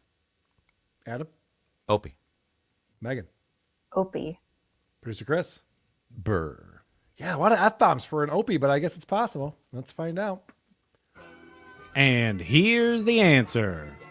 I don't know. I have no fucking idea. I don't even know what the fuck I'm doing or what my life is right now. Just get divorced, dude.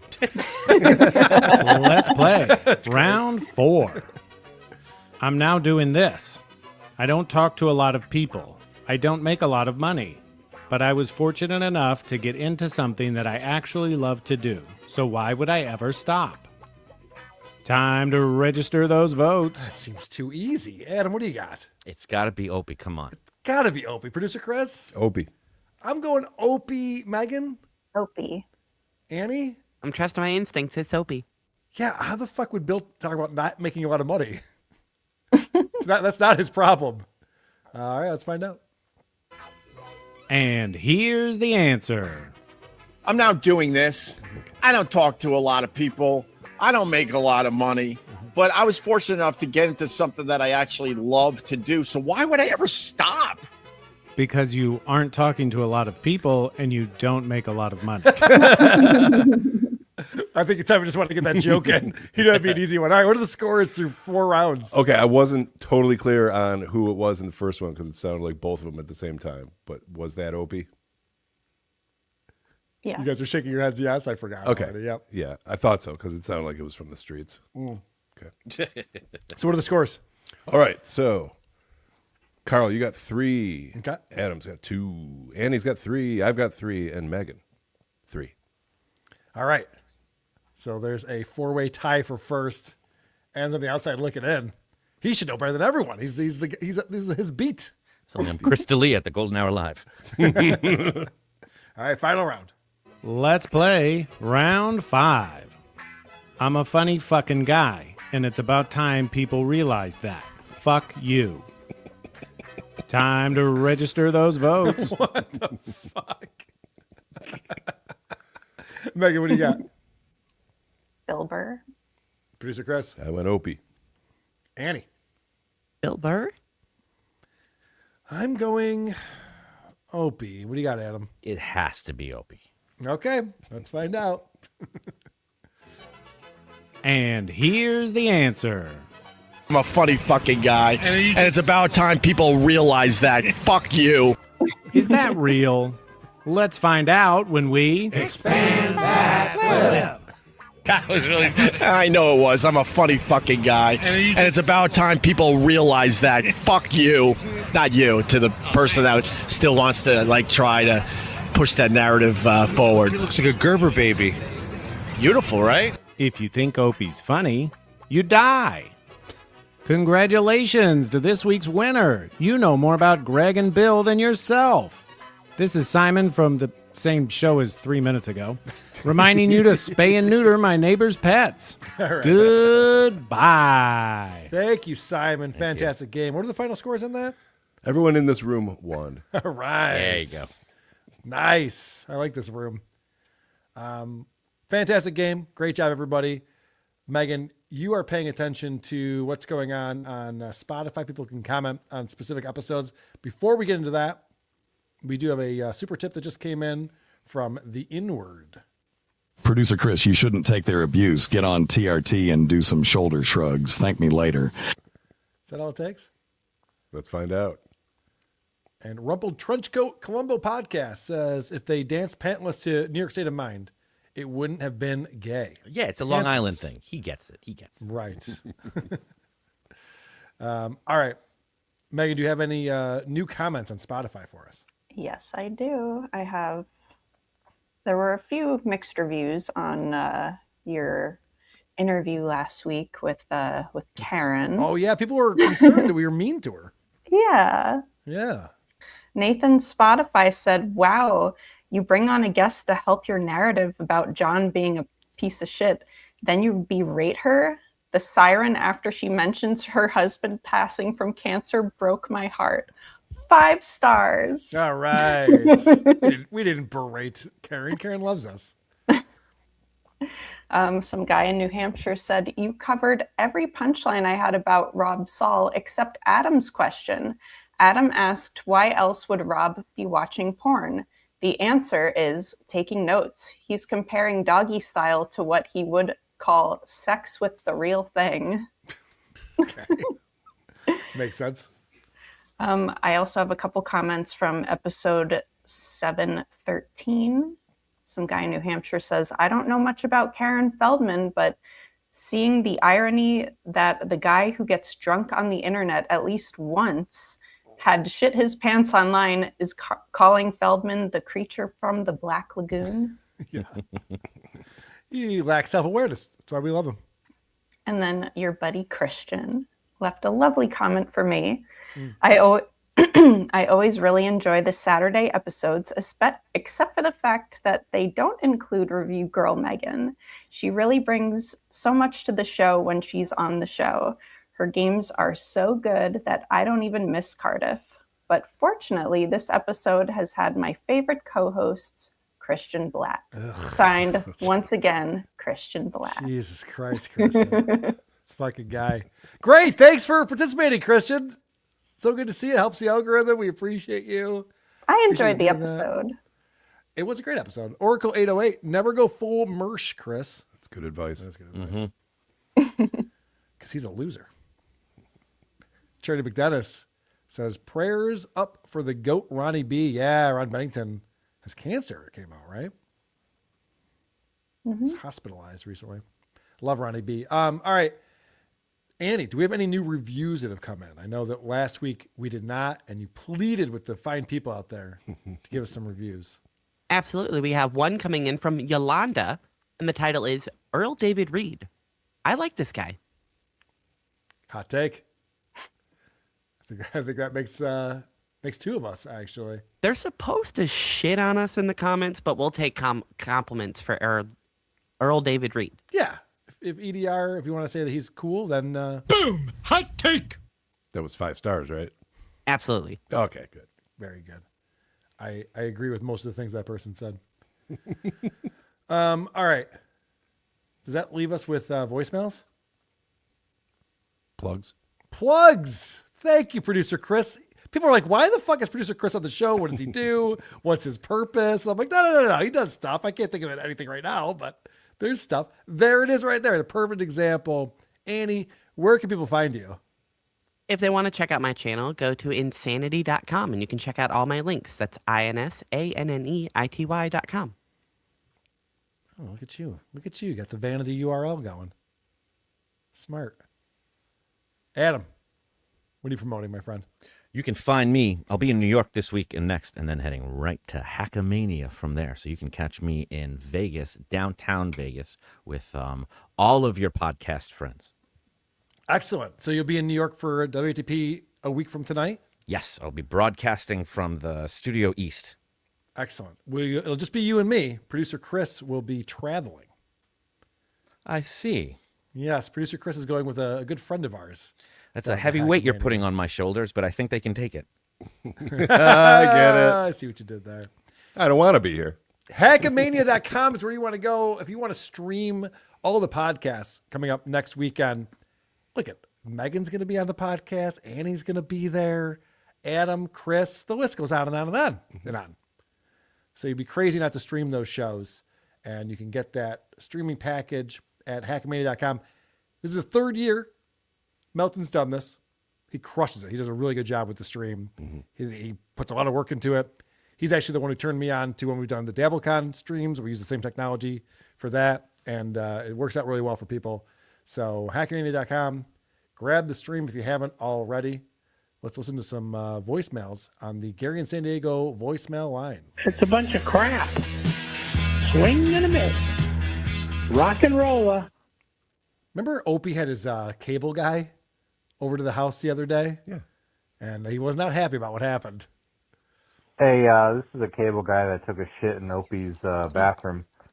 Yeah, I really think that Stuttering John is going down a bad pathway right now, shattering his wrist. Probably going to die of opiate overdose.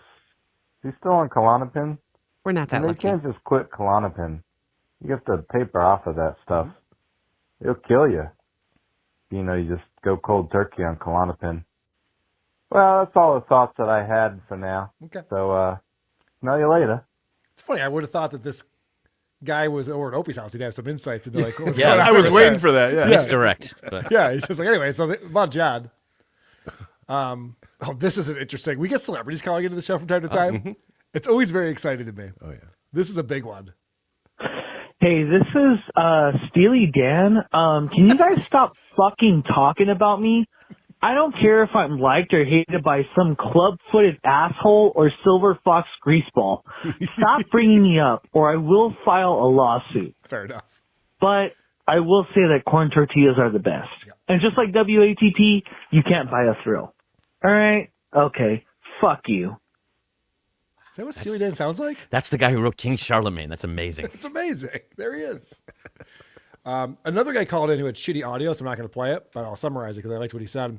He thinks Joe Matarese should get Mario Bosco to be like his Ron the Waiter. And it makes perfect sense. They can both talk about pasta and lunch meats and different restaurants they go to where they serve pizza. It's a lot of insincerity for one bill. I think it would work out really well. If something's not funny, you don't have to laugh. Pocket aces. Can you write that down, Producer Chris? Something's not funny, you don't have to laugh. Interesting. Just telling I me never now. thought of it that way. I never thought of that before. Been doing this 10 years. Go figure. What was the reference with the pocket aces? I think I say pocket aces a lot. Oh. Pretty sure. I think... I oftentimes talk about poker. Does Joe Rogan like AI music? If he brings up that fucking full rendition of that 50 Cent song to a guest one more fucking time, I am going to fly down to Austin, go to a studio, and blow my brains out in front of him. Jesus. He won't shut the fuck up about AI music. It's fucking annoying. Didn't know that. The Arborist calls into the show from time to time. This is interesting. Hey, Carl, catching up on old shows. It's the Arborist, by the way. I just want to let you know that I masturbate to you and imagine you in the hamburger pants that skinny autistic Chad Zumach gave you. So, yeah. See you in Hackamania. Oh, no. No. Bye. I was all excited about that at first. I'm like, oh, what a nice compliment. He's like, I'll see you next week. I'm like, oh. He nutted on my leg. I know I have that drop on here somewhere. Look, he fucking nutted on my fucking leg. He nutted on my leg. He nutted on my leg. Poor woman. Why are we laughing so hard at that? All right. Because it's funny. She keeps saying it. She was so upset. We've all been there. Kyle Photographer is calling him. Now, was it last week we were watching Brendan Schaub smoke a cigar backwards? Yes. All right. Hey, it's the Cal Photographer. I am something of a cigar connoisseur, you could say. There is a backwards way to. It's not like interchangeable. Comedian guy that sucks at comedy. I forgot his name. Cutting it, you still have to cut it. The cap of the cigar where you normally cut it isn't just. You can't just like start burning it. And if you did, if you're inhaling from the other end that's already cut, it's just a bunch of like loose filler tobacco. You'd get a really uneven draw coming through. It'd be really fucking weird. The smoke quality would be miserable. Everything about it is fucking retarded. And so, yeah, he's just a retard, through and through. And if he was doing it to distract from something else, calling attention to the fact that he was distracting is, also just, a bad move. It's retarded. So, go fuck yourself. Call me back. What did we learn? We covered a lot. We covered a lot in that voicemail. Thank you very much, Kyle Photographer, for sending that in. And thank you to Oracle 808, Chris Penn in Corky Romano equals Chad Zudox. Okay. Yep. Were we talking about any of those things? Nope. Where did that come from? Thank you very much, Oracle 808. We appreciate you watching the show. We appreciate everyone who's been watching the show tonight. A marathon episode. We covered so much. I just have a Scorch segment to go into, and I got Joe Matarese, and then we'll get into. We should probably get out of here, I would imagine. Thank you all for being here, Megan. Great job on the game. Mm-hmm. Annie, great job fixing your echo. Producer Chris, you were doing stuff with your camera, I saw. Yeah. Fixing stuff. That was neat. We're up to 3%. Oh, shit. All right. That's a problem. Adam, you were here. I gotta go. Bye. I gotta go. I gotta go. I gotta go. I gotta go. Okay, bye. Are we done here? I think we are. Okay, folks. Guess what? The episode's over. This is it. It's over. Okay? Goodbye. Oh, Patrick. Goodbye. Hey, goodbye. Man, that was a good episode. That was a good episode. I enjoyed that. Okay, bye. You know, who are these? Podcasts. I don't know. I don't get it. Makes no sense. Thank you. Please clap. I force applause breaks. I force them. Some people earn them. I force them.